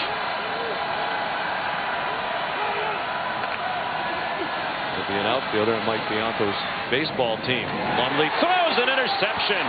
Picked off by Kerry Vincent, who looks plenty healthy on this return, and he's chopped down inside the 30-yard line. Well, remember, Kerry Vincent didn't start the game. They weren't sure if he was going to be able to play. He's matched up on Elijah Moore in single coverage and makes a great play on the ball. He's the nickel. He plays a lot of man-to-man. That's their #1 receiver, Elijah Moore, and he just undercut the route and made a play on the football. A bad decision by Plumlee, certainly. Just his 9th pass attempt of the night and his first interception. For Terry Vincent, the junior from Houston, his 2nd interception of the season. And you just kind of know. Possession, unsportsmanlike conduct of the intercepting team. Number 51, 15 yards from the end of the run, automatic first down. Correction, the player was number 5. It was Vincent who made the interception. He limped off a couple of times last week at Alabama, and then he didn't practice this week until Wednesday. Was a question mark. He's a speedster. He's been on their track team, was part of their 4x100 meter relay championship team back in 2018, the SEC. Ripped his helmet off at the end of the play. Burrow did well to hang on to the ball. It was Keydron Smith, the cornerback, there to drop Burrow for a sack. Great job by Keydron Smith, not giving up on the play. He was initially picked up by Clyde Edwards-Helaire, but he kept fighting. That was a 3-man route. They had max protection trying to get a big play down the field, and the corner blitz got to Joe Burrow. They're backing up the penalty, and now the sack. 3rd time Burrow's been sacked tonight. Jalen Julius, who left earlier in this quarter, went in the medical tent, is back in at safety for Ole Miss.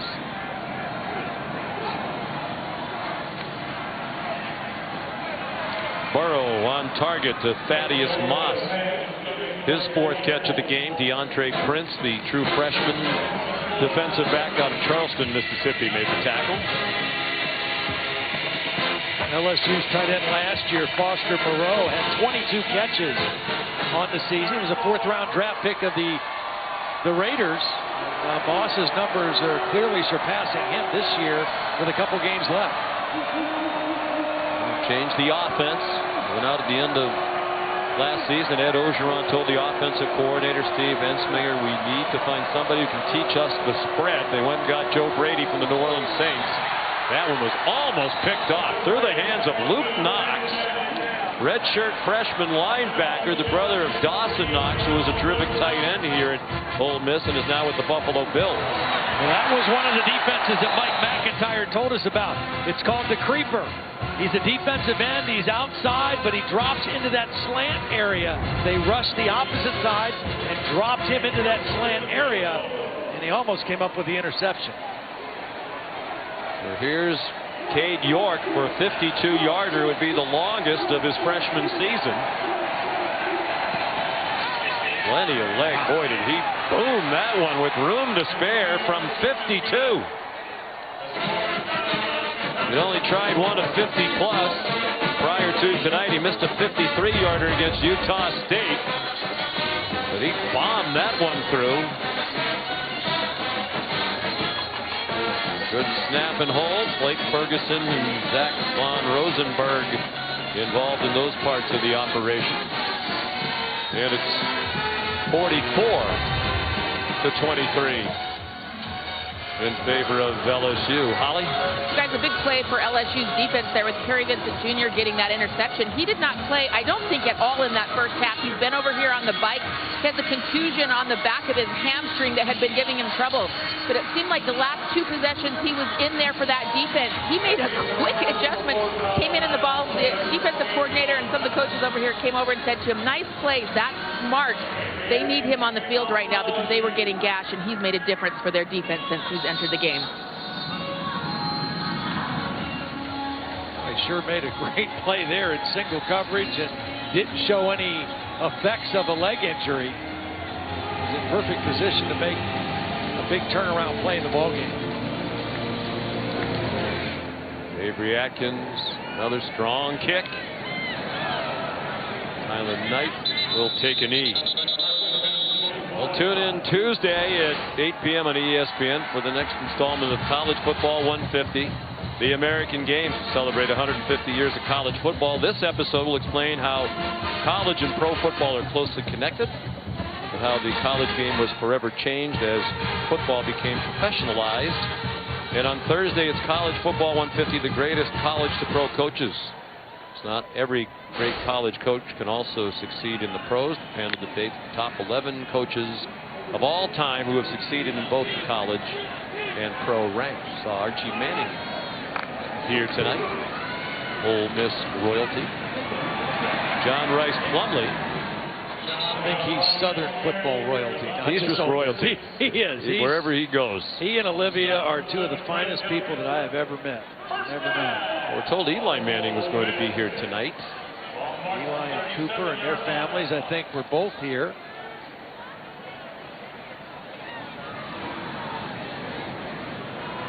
You might be able to be as nice a guy as Archie Manning, but you can't be nicer. That is not humanly possible. Snoop Connor wrestled down by Jacob Phillips. We're under 3 minutes to go in the third quarter.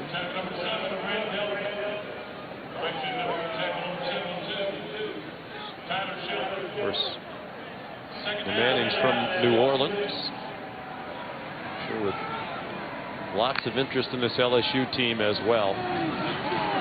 Snoop Connor. Well, what do you think about this defense, Todd? I mean, when they get in the college football playoff, and I think they are very likely to do that, they're going to face a team like Ohio State or Clemson. You know, some offenses, no offense to Ole Miss, they're a lot better than Ole Miss. Balanced. They're going to be more balanced. And that's, you know, they've got work to do. They are a work in progress defensively. And I know we're already towards the end of the season, but they, with an eye towards the playoff, they have a lot of work to do. Glenn Logan, starting defensive end, limps off. Now this Ole Miss run game, I mean, it's for real. I mean, with John Rice Plumlee and the speed they have, they ran for almost 300 against Alabama. They're nearing 300 here at 290 right now against LSU. I mean, it's a legit run game, but if you're a national championship caliber team, you got to be a little bit better defensively than this. They've averaged about 277 on the ground in conference play since Plumlee became the quarterback. Connor, another big gainer against this LSU defense to the 41-yard line. And that gets them over 300 yards, rushing as a team, 302. They're really putting this LSU defense, some of the certain players, in conflict by not trying to run inside now. That they're running the quarterback and they're running a little bit of the stretch play. And he's reading that, and allowing the defense to make a decision and then going off of it. Stu Connor, the ball carrier. LSU started the night giving up just 101 yards per game rushing. That was second best in the SEC behind only Georgia, and 13th best run defense in the country. But to me, some of those numbers you have to weigh against, well, they're ahead all the time. So a lot of times their opponents stop trying to run the ball. They have to throw because they're so far behind. Doesn't matter if Ole Miss is behind. They're going to continue to run the ball. They are a big play running offense, as we've seen tonight. Elijah Moore banged around, but he held on and got the first down to the Tiger 27. You just wonder also if Jonathan Mingo can make a play. I mean, they're always looking for Elijah Moore, who's in the slot. Here's Mingo one-on-one with Stingley down here, and they're just kind of letting him go and let Stingley take care of him. They know where Moore is and where the ball tries to go in the pass game.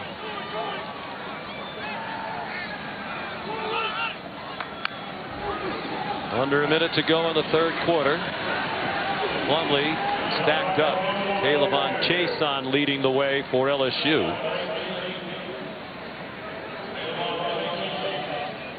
This will be the last road game of the regular season for the Tigers. They'll finish with home games against Arkansas and Texas A&M. They'll be big favorites in both of those. Looking to go to the conference title game against Georgia undefeated. Georgia the best defense in this conference. That'll be a real challenge for him. Plumlee dropped. Patrick Queen got through the offensive line to drop that play for a loss. End of the third quarter. You're watching College Football Prime Time, presented by Hampton by Hilton.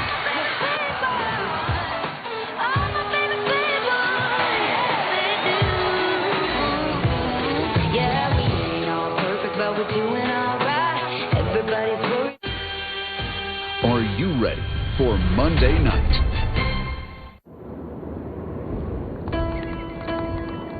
Chance to win a free Butterball turkey at ButterballThanksWinning.com. No purchase necessary. Now that's worth celebrating. Butterball, all kinds of good. You're watching the SEC on ESPN. From Vaught Hemingway Stadium in Oxford, Mississippi. #1 LSU leading the Ole Miss Rebels 44-23. You can check out our alternate angle Xfinity Skycam coverage of tonight's game, streaming live on the ESPN app. For those people who love Skycam, there are a lot of them. We probably should have told them that earlier. Wait a minute, I could have been watching Skycam all night. Here's Plumlee on the run. Gets it off just before he crossed the line to Elijah Moore. He gets help from Plumlee. He gets down near the 20-yard line. This is like a Brett Favre type play. He steps up in the pocket. At first it looks like he's going to run. Then he flips it to the back. And then he says, I'm going to go ahead and help you try to get a little bit closer to that marker so we can go for it on 4th down. And they will on 4th down and 5.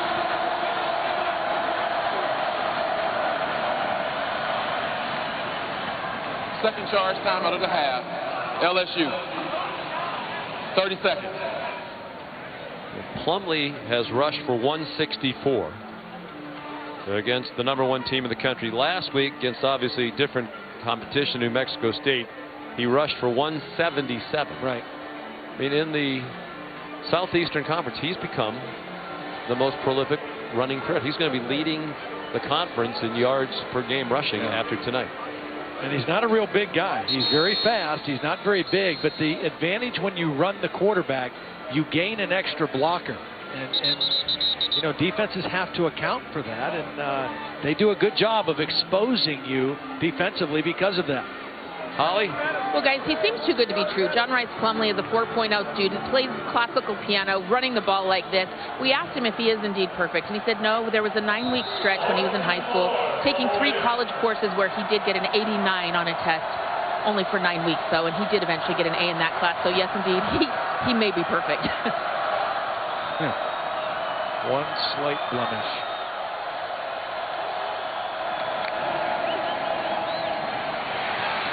They designed a run for him, and the Tigers were ready for it.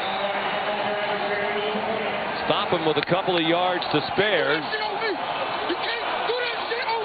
And the Tigers will take over on downs at their own 20-yard line. It wasn't the counter. They did pull Ben Brown, the right guard, try to get him in there, but that was good, solid defense at the point of attack by LSU and able to stop Plumlee. Plumlee 166 yards rushing tonight. Now the Ole Miss record for rushing yards in a game by a quarterback is 178 by Norris Weiss against Mississippi State back in 1972. He did that on 19 carries. Plumlee 16 carries for 166 and 3 touchdowns tonight. Clyde Edwards-Helaire ahead for about 3. And meanwhile, he's over 100 as well. Clyde Edwards-Helaire continues to play extremely well down the stretch and in the biggest games, in the SEC games, the game against Texas, the big games for this LSU football team. He has played big. He and Joe Burrow have kind of led the way offensively. 117 yards rushing. 7th career 100-yard game. They are 6-0 in the previous 6. 4-0 this season, including last week at Alabama. Burrow running out of field. Is that an interception? Is he in bounds? I think he was. Yes, he was. Keydron Smith with the pick. There is a flag down. Just don't see Joe Burrow do this very often. Holding. Offense, number 74. That penalty is declined. The result of the play is an interception. First down, Ole Miss. Bedard Traore for the hold that'll be turned down. There's the hold right there, the second one on Traore, and that's just a play where Joe Burrow was a little hesitant whether to throw this away, step out of bounds, or take a shot for Jamar Chase. And it was not a confident throw that he made there, and it was picked off. I just think he kind of hesitated on whether to throw that or not. The old phrase of he who hesitates is lost. That happened to Joe Burrow on that one. 5th interception of the year. First, as you saw on the graphic, in the 4th quarter. They fake the reverse. Plumlee keeps it. Here he goes again. Touchdown! John Rice Plumlee. His 4th of the night. He's rushed for an Ole Miss quarterback record 201 yards. The safeties for LSU are struggling against the quarterback. I mean, here's Grant Delpit, one of the best players in the league, number 7. Watch him go with the reverse and not see the quarterback until it's too late. And again, once he gets in an alley with his shoulders going north and south, it's over. Extra point, good. Off the foot of Luke Logan. Rare bad decision by Joe Burrow, throwing this ball late and a little hesitant. The interception, and one play later, it's John Rice Plumlee, much to the delight of his offensive coordinator, Rich Rodriguez.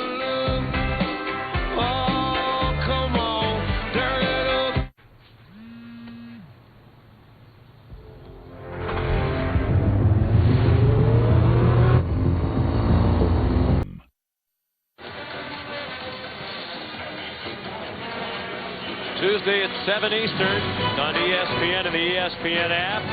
The exclusive reveal of the next college football playoff top 25 rankings. The 3rd of this season. Reese and the guys will break them down from top to bottom, have coaches' reactions, and a live interview with the committee chairman, Rob Mullins. Luke Logan bounces one down the field, 3 ball, and the Tigers smother it near the 30-yard line. John Rice Plumlee has been unbelievable, particularly in the second half. 4 touchdown runs. He's run for 201 yards on only 17 carries, averaging over 11 yards per carry. And it's just, some of it's poor defense, some of it's being out of position, and a lot of it is just flat-out speed by John Rice Plumlee. He has been one big play after another here in the second half. In this half, touchdown runs of 46, 60, and 35. Since halftime, he's carried 8 times for 155 yards and 3 touchdowns. Keeping Ole Miss within striking distance. 2-touchdown game. Burrow, it's his turn. Thaddeus Moss across the 45 for a first down. We were just saying during the break, two completely different quarterbacks in the ball game, both really fun to watch. I mean, John Rice Plumlee as a runner and Joe Burrow as a passer, both having outstanding nights. Both making history here tonight.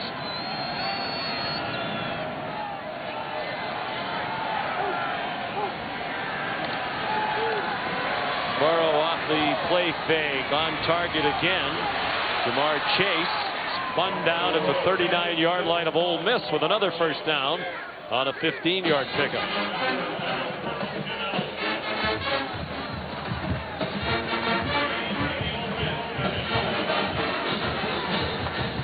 .428 now for Joe Burrow. Second 400-yard game of the season. 471. Give us an indication of the kind of season he's going to have in their win at Texas. Right. All three of these receivers had over 100 yards worth of catches in that game as well. Looks in the run again with Clyde Edwards-Helaire, just about a 2-yard gain. And we'll go under 12 minutes to go. Well, Tom, we just mentioned the next reveal Tuesday night of the rankings. LSU clear-cut #1 this week for the first time in the college football playoff rankings, but also #1 in the AP poll and the coaches poll. Timeout for an injured player. And deservingly so. 4 wins this year against teams ranked in the top 10 at the time of the meeting, including that game against Texas. That's more than any other team in the country. Damian Lewis, the guard, is the injured player. But now watching this, 30 points given up tonight, 41 last week against Alabama. If you're the committee, do you start to say, well, wait a minute, maybe the defense isn't good enough to be worthy of #1. Maybe we need to reconsider Ohio State. I don't know that there'll be a swap. You know, Ohio State played Rutgers today, so it wasn't like they had to really extend themselves. However, I do think the gap will be closer. You know, assuming LSU's able to hold on and win this, whatever the final score ends up.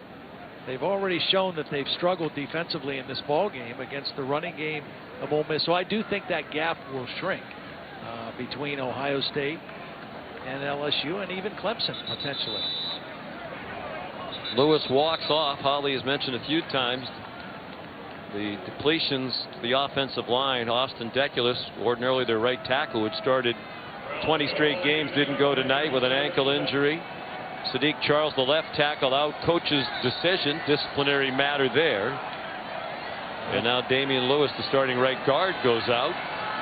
Chasen Hines has come in for him. Sophomore wearing number 57. You'd have to think that is not a coincidence, right? Hines, 57? Spelled differently, but yeah, I think it probably fits.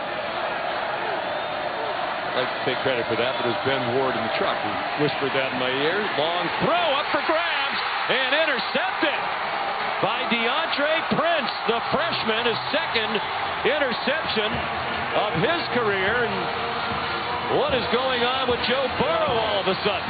DeAndre Prince is just going to read the quarterback's eyes. Watch number 24. It looks like man. Then he flips to see the quarterback and drops underneath the throw to Jefferson. He showed man. He dropped into zone, and he fooled Joe Burrow. The true freshman, DeAndre Prince, fooled the veteran Joe Burrow on that one and came away with the interception. Well, he's thrown 2 interceptions now in the last 4 passes. Prior to that, he had thrown 4 interceptions all season. You can tell he's a little annoyed with himself. Now can they go back to the quick strike rushing attack? Yes, they can. Jarian Ely powers ahead. Out to the 33-yard line and a first down. 17 more for Matt Luke's rushing offense at 3:56 for the game. Excellent block by Octavius Cooley, the tight end. Just kept blocking downfield, and that enabled Ely to turn that into a big game. Plumlee elected to keep it, and he got smothered by Neil Farrell. Neil Farrell did a nice play, a little inside move beat the right tackle, Alex Givens, the most veteran offensive lineman up there for Ole Miss, but he was beaten on that play.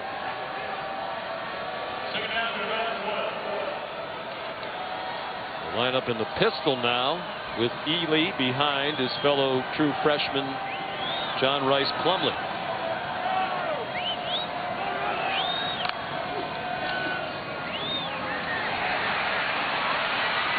Plumlee able to turn the corner again. That'll get him back over 200 yards rushing for the game.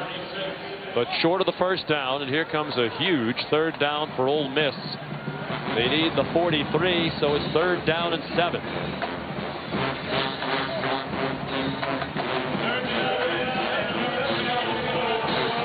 What a night. Going to have to probably get this one by throwing it, though. By the way, the rest of the team's not doing all that for the either. Right. With 155 yards rushing, 133 of those for Ely on just 11 carries. And Plumlee can throw it too. They say he's an improving passer, and that one looked good to Elijah Moore with just enough for the first down to the 44. Really nice job by Elijah Moore, knowing what was needed for the first down, getting past the sticks, and then showing his numbers to the quarterback for the catch, his 6th catch of the ball game. First 3rd down conversion of the night for the Rebels. They're 1 for 7. Plumlee carries again. We asked the coaches, Rich Rodriguez, Matt Luke, they had Plumlee at the end of the game 2 weeks ago, the game we did against Auburn, even though they were down in the final minute or two. And usually you'd say put the passing quarterback Terrell in there. He said, well, we think we can move down the field very quickly with this guy running the ball. And they have demonstrated that regularly. Pitches it out to Ely. Oof. The first man missed and then got stood up by Jacob Phillips. They'll give him the 48-yard line. It's a really odd play. That's the 2nd or 3rd time they've run it. It's a toss, but it's a long distance to toss that football. That's a dangerous play because you're throwing it behind the line of scrimmage. If it's not handled clean, it's a fumble. 3rd and 6, you'd have to think 4 down territory with under 8.5 to go in a 14-point game. Snoop Connor, the running back. Elijah Moore, the go-to guy right here in the slot again. Or perhaps a Plumlee run. They're offside. Plumlee throws it to Elijah Moore. They blew the play dead. Crowd doesn't like it.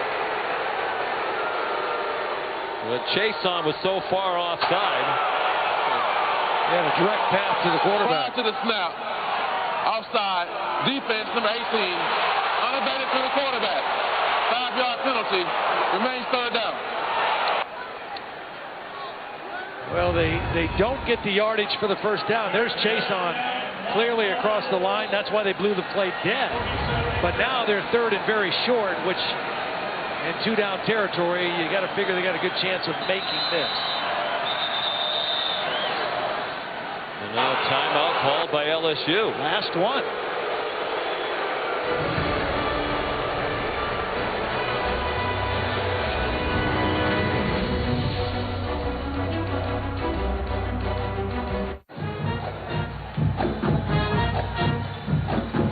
Waffles.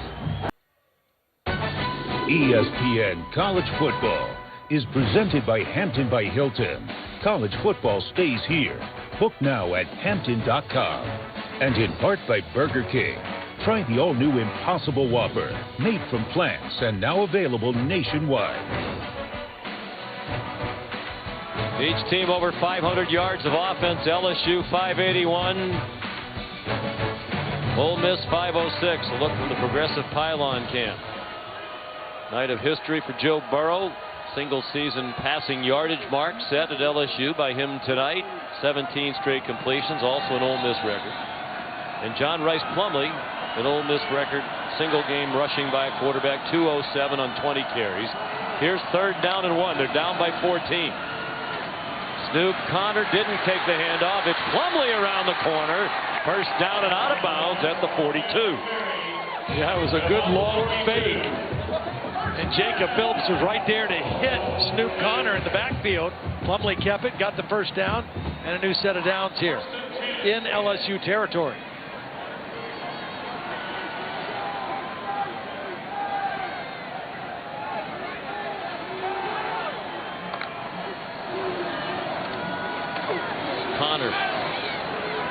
Ahead for a couple just inside the 40-yard line. Rashad Lawrence on the stop for LSU. You know, when you're not a hurry-up pass offense like Ole Miss, you got to think now we have to play with a little more urgency here. We have to score twice, and we're a running football team. We can't take too much time trying to get this first score. We've got to move with a little more urgency.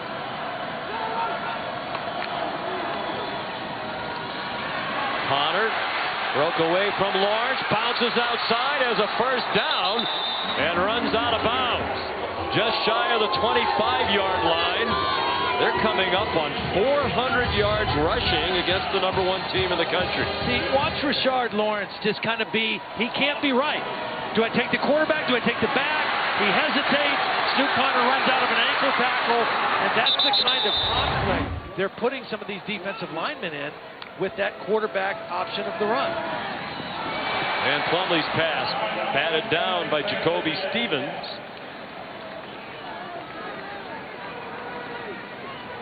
Trying to get the ball to tight end Octavius Cooley has not caught the football tonight. It's a big target, very, very effective in the run game, though, as a blocker. They split him out as part of a 3-receiver bunch, and blasted was more by Kerry Vincent. He didn't want to watch his mates continue to get gashed by this Ole Miss offense. He's made some big plays here in the second half. Well, they tried to fool the LSU defense with that formation with 3 receivers to the opposite side. But when the guy you always throw to the other side, he's going to attract attention. And Kerry Vincent was there for him on that play. 3rd down and 7. 4-down territory for sure. Well, we had a guy. Plumlee pulls it down. There's a flag now, perhaps for a hold. Rashard Lawrence made the tackle. With 6 minutes to go. It is a holding call against Ole Miss. James Carter. I think Nick Broker's the guy that's going to get it to left tackle. He had Ely, though, for a touchdown. Offense number 64. 10-yard penalty from the previous spot. Remains 3rd down. Watch Ely. He's going to slip right in here. And as John Rice Plumlee starts to move, if he throws the ball right now, he's got a touchdown to Ely. He didn't see him in time, and then there was the penalty on Broker, and that backs him up even more. Interesting. Could have been 4th down. I guess they figure against this running team, they'll take their chances that they can't pick up 17 on 2 plays. So they throw it deep and up for grabs. Some hand fighting, Elijah Moore and Cordell Flott. And no flag. And it'll come down to a 4th down and 17 now. Not a very high percentage play here on 3rd and long. Single coverage. Both guys pushing. Yeah, if anything, Moore pushed them away the most at the end. Interesting there, Todd. Flott covering the best receiver from Mississippi for Ole Miss. A true freshman. Dave Aranda said in recent weeks he's been their best coverage guy in the practices. They matched him up there in a key spot. He made the play. He's been in for Kerry Vincent when he's not been on the field. Play of the game so far. Plumlee too high. Over the head of Elijah Moore. And LSU holds and will take over on downs with 5:35 to go. And the top-ranked Tigers leading Ole Miss 44-30. Fansville by Dr. Pepper. It is 7 p.m. We crushed Tech by 40. You should be out there celebrating. Let me...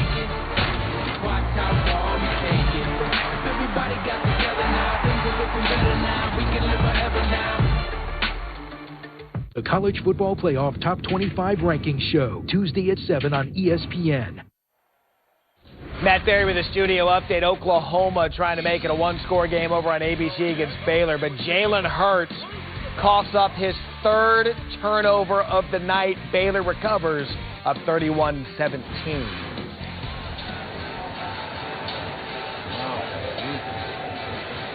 Well, we saw Minnesota, when they finally got a signature win last week, make a big jump in the college football playoff rankings, 17-8. Of course, they lost today. It'll be interesting to see if Baylor wins that one, how much they move up from number 13. I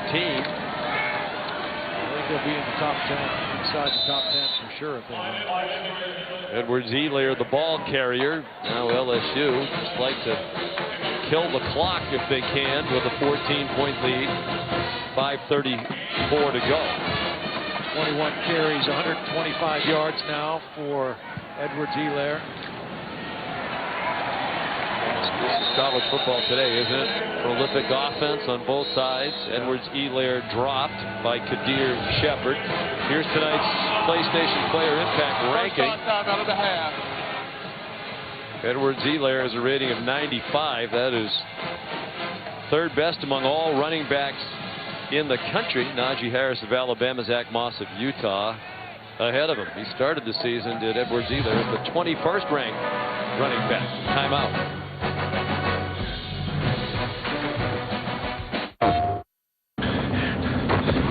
Wings, Buffalo Wild Wings. Roar! You're watching the SEC on ESPN. Oxford, Mississippi, 53,797 the attendance tonight. That's the largest home crowd of the year for Ole Miss. Joe Burrow, after a near perfect first half that included 17 straight completions, threw 2 interceptions in a span of 4 passes. Through 3 straight incompletions for just the second time all year. And now here's 3rd down and 6. Ole Miss just used its first timeout, down by 14 with 5:23 to go.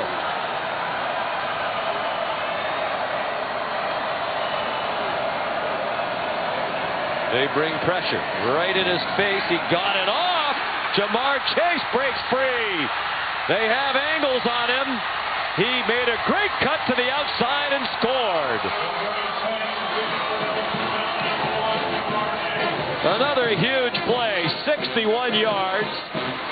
Everywhere you look, these players on offense piling up huge stats. That's 3 touchdowns tonight on 8 catches and 227 yards for Chase. Well, first of all, you're going to see Lakia Henry come on the blitz. He's unblocked. Burrow's courageous. Stays in there and hits the one-on-one coverage. Kedron Smith beaten on the play. Can't make the tackle. And Jamar Chase does what he does really well, find the end zone after a catch. 8 for 227 and 3 touchdowns. And that's not his best game of the season. Extra point good by Cade York. He had 10 for 229 and 4 touchdowns at Vanderbilt in game 4 of the season. And that's the 5th touchdown pass of the night for Joe Burrow. Well, the thing that Joe Burrow does is he throws to every part of the field. He spreads you out. That ball is in between the hash and the numbers. He loves to throw the slants. He loves to throw the over routes. He'll also throw outside the numbers on the fade routes over the outside shoulder. This last one back into the middle of the field in between the hashes. One-on-one coverage. Jamar Chase shows his strength after the catch. And then his maneuverability. Again, Joe Burrow, he has the interceptions, but he's still 32 of 42, nearing 500 yards, 5 touchdowns, and distributes that ball everywhere except deep down the middle in the ball game tonight. 489, a career high for Burrow. 5 touchdown passes, 1 shy of the school record that he set in that win at Vanderbilt. And now Chase, the record holder, all by himself in touchdowns receiving in a season for LSU with 13, 1 more than Dwayne Bowe. Avery Atkins, a kickoff, and a fair catch made by Devon Penniman. Here's Holly Rowe. Well, Joe Burrow was able to collect himself quickly after that last interception. He came over the sideline, and coaches told us all year long that he doesn't get too high and he doesn't get too low. His expression never changed. He sat with the headsets on, silent, staring straight ahead, trying to get his focus back in this game, and he did on that last play. After the touchdown drive, he just came over, and he has literally now shaken every single player on this bench. His expression still never changing, still the calm, collected Joe Burrow, even after those mistakes. Such a great leader. I mean, you can just see how his team relates to him. They love having him as their guy, and they put him on their shoulders last week at Alabama, but he's put that team on his shoulders all season. Matt Corral back in at quarterback. There is a flag down. A lot of movement with no False snap. start. Offense, number 13, 5-yard penalty. First down. Well, Joe Burrow, we mentioned, not only is that a career high with 489 tonight, that is the second highest single game total in LSU history. That one up for grabs a bit, caught by Tylen Knight. Rohan Davey threw for 528 at Alabama in 2001. There have only been 4 games in LSU history of 400 yards passing or more, and Joe Burrow has 2 of them, both this season. Obviously, Rohan Davey, the record, is one of them, and Tommy Hodson threw for 438 against Tennessee in 1989. And that's it for 400 yard passing games for LSU. Corral showing he can run. He ducks down to avoid the hit, just shy of the 30-yard line, with Patrick Queen coming in quickly.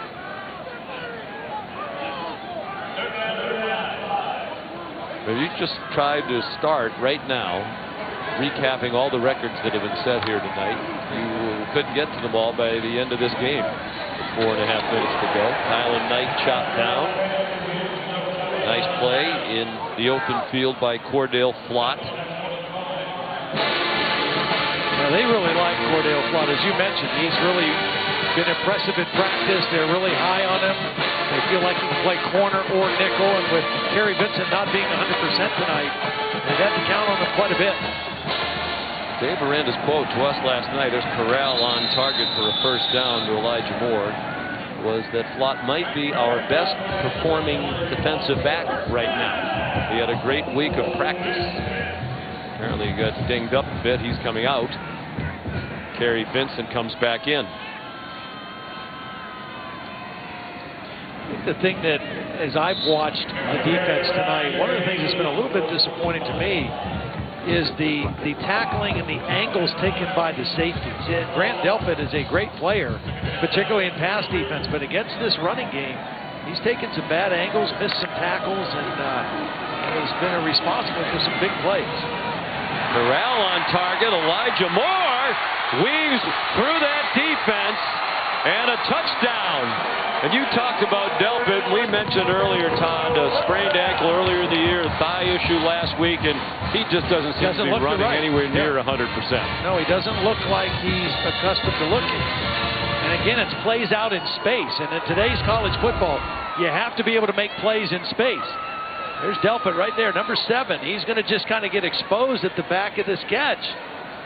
He breaks down, then loses his footing, and Elijah Moore takes it to the house. But you're right, he just doesn't look the same.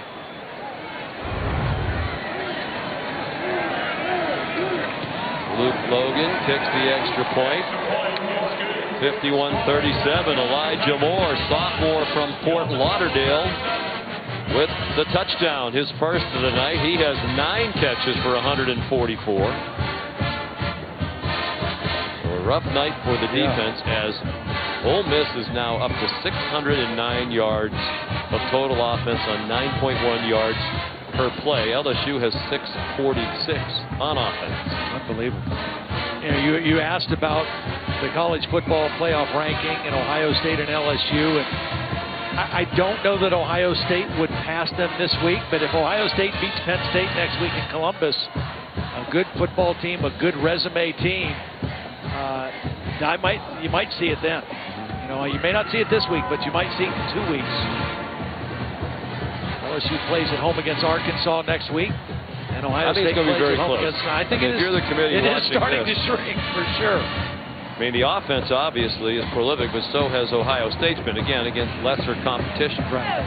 LSU has scored at least 42 points in every game, except their 23-20 win at home against Auburn on October 26th. Of course, Auburn's one of the best defensive teams in the country. And 4 wins against teams that were ranked in the top 10 at the time that they played. Ohio State were in the top 25 still entering today. Onside kick by Logan, recovered by Justin Jefferson, and here's Matt Berry. Sean, got a little Pac-12 after dark coming up after you guys. Justin Herbert and Oregon looking to cinch that Pac-12 North and stay alive for a playoff berth. That coming up against Arizona right here on ESPN, just about 12 minutes.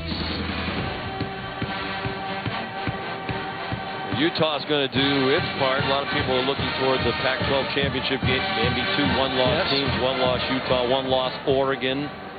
They're both expected to be prohibitive favorites in each of their remaining games. Edwards-Helaire off to the races. Touchdown LSU, 49 yards. Just inside zone, just basic run play inside. This is a play where that big physical offensive line just kind of imposed their will on this play. Got movement at the line of scrimmage. Good block by Chase on the second level, the wide receiver. Maybe a little fatigue on that Ole Miss defense showing on that play. Not far from the home of Elvis in Tupelo, Mississippi. The defense has left the building. I'm not sure it was here for very long tonight. The extra point is good. 58-37. And let's tip our cap to Ole Miss. You know, we talked about where their program was. You know, it wasn't all that long ago. Matter of fact, last home game tonight for the seniors. And Matt Luke made the point to us yesterday. The 50-year seniors, those players were red shirts during the Sugar Bowl season in 2015. Then the NCAA mess came. A lot of those guys could have left.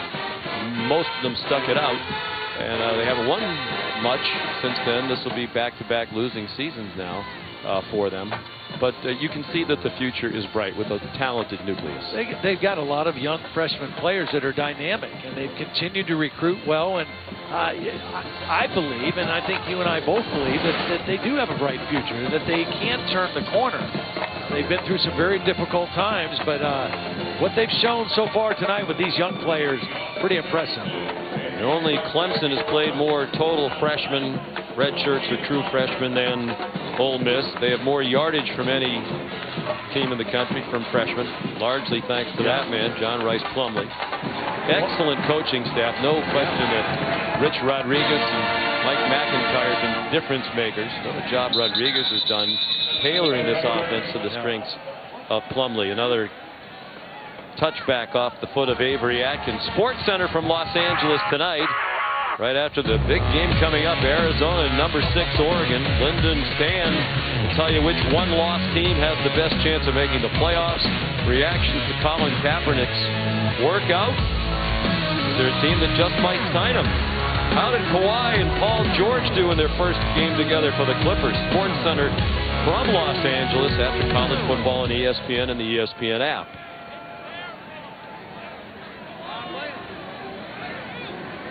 So Edwards-Helaire with that long touchdown run now has his career high for rushing yards in a game with 172 on 23 carries. A delay.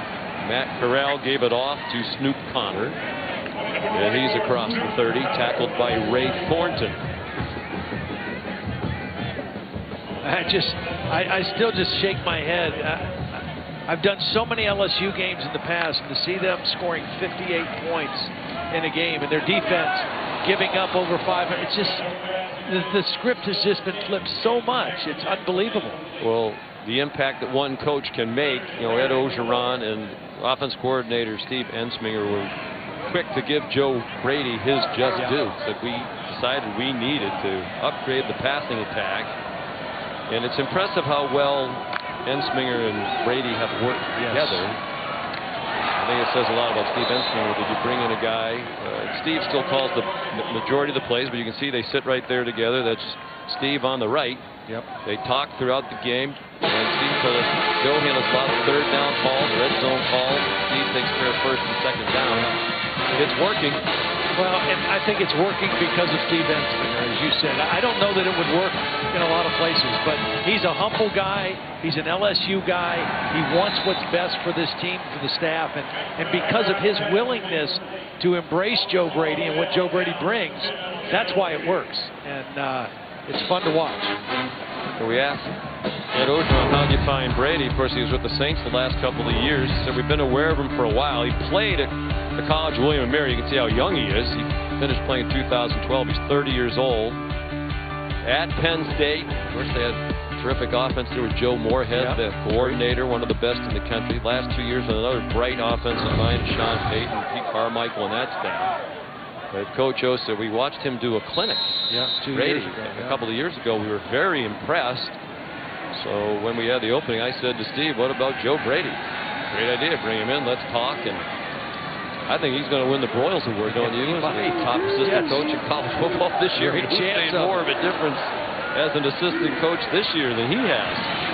There's John Emery getting a carry. True freshman out of St. Rose, Louisiana. Numbers tell the story. From 37th to 4th in scoring, 68th to 4th in total yards, 66th to 2nd in passing yards. Obviously, the offense is a great fit for Joe Burrow, and Joe Burrow's personal improvement is a huge reason why they're a lot better. And again, I think his ability, because of his schedule, because he's a graduate student, his ability to devote so many hours to preparing for football and studying football and watching film and being a part of the game plan. He's approaching his last year as a college quarterback the way you do in the NFL. And that's why he's so well prepared and so in tune with Joe Brady and with Steve Ensminger and with this LSU offense. Emery, the ball carrier again. Well, you and I remember Holly visiting with Joe. We had their opening game last year against Miami in Arlington, Texas. He had already graduated from Ohio State. We said, what are you studying at LSU? He said, well, not much. This is really a graduate course in football for me to prepare me for what my career is going to be, which is really what college is supposed to be. We didn't get a chance to visit with him yesterday to ask him about the academic part of it. Miles Brennan is the quarterback, talented backup, Long Beach, Mississippi.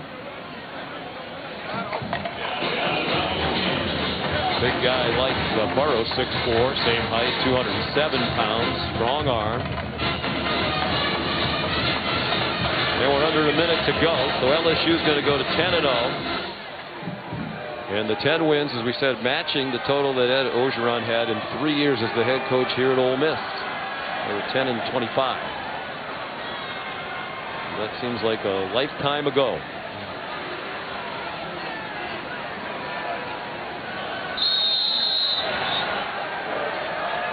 Now just one game left for Ole Miss, the Egg Bowl. Try to finish at 5-7.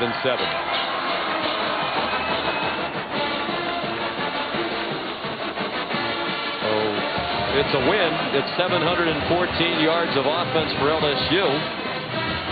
Last time they had 700 yards of offense was against Rice in 1977 when they put up 746.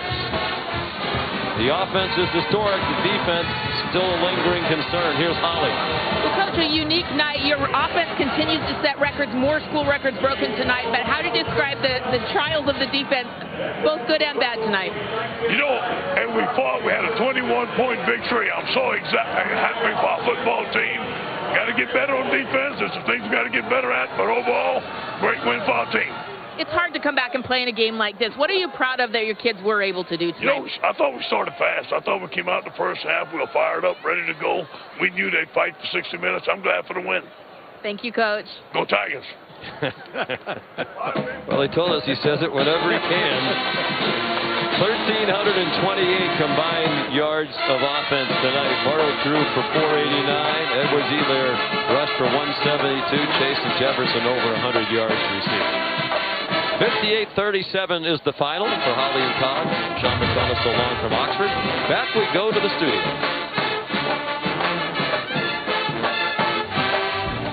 ESPN thanks you for watching this presentation of the Southeastern Conference.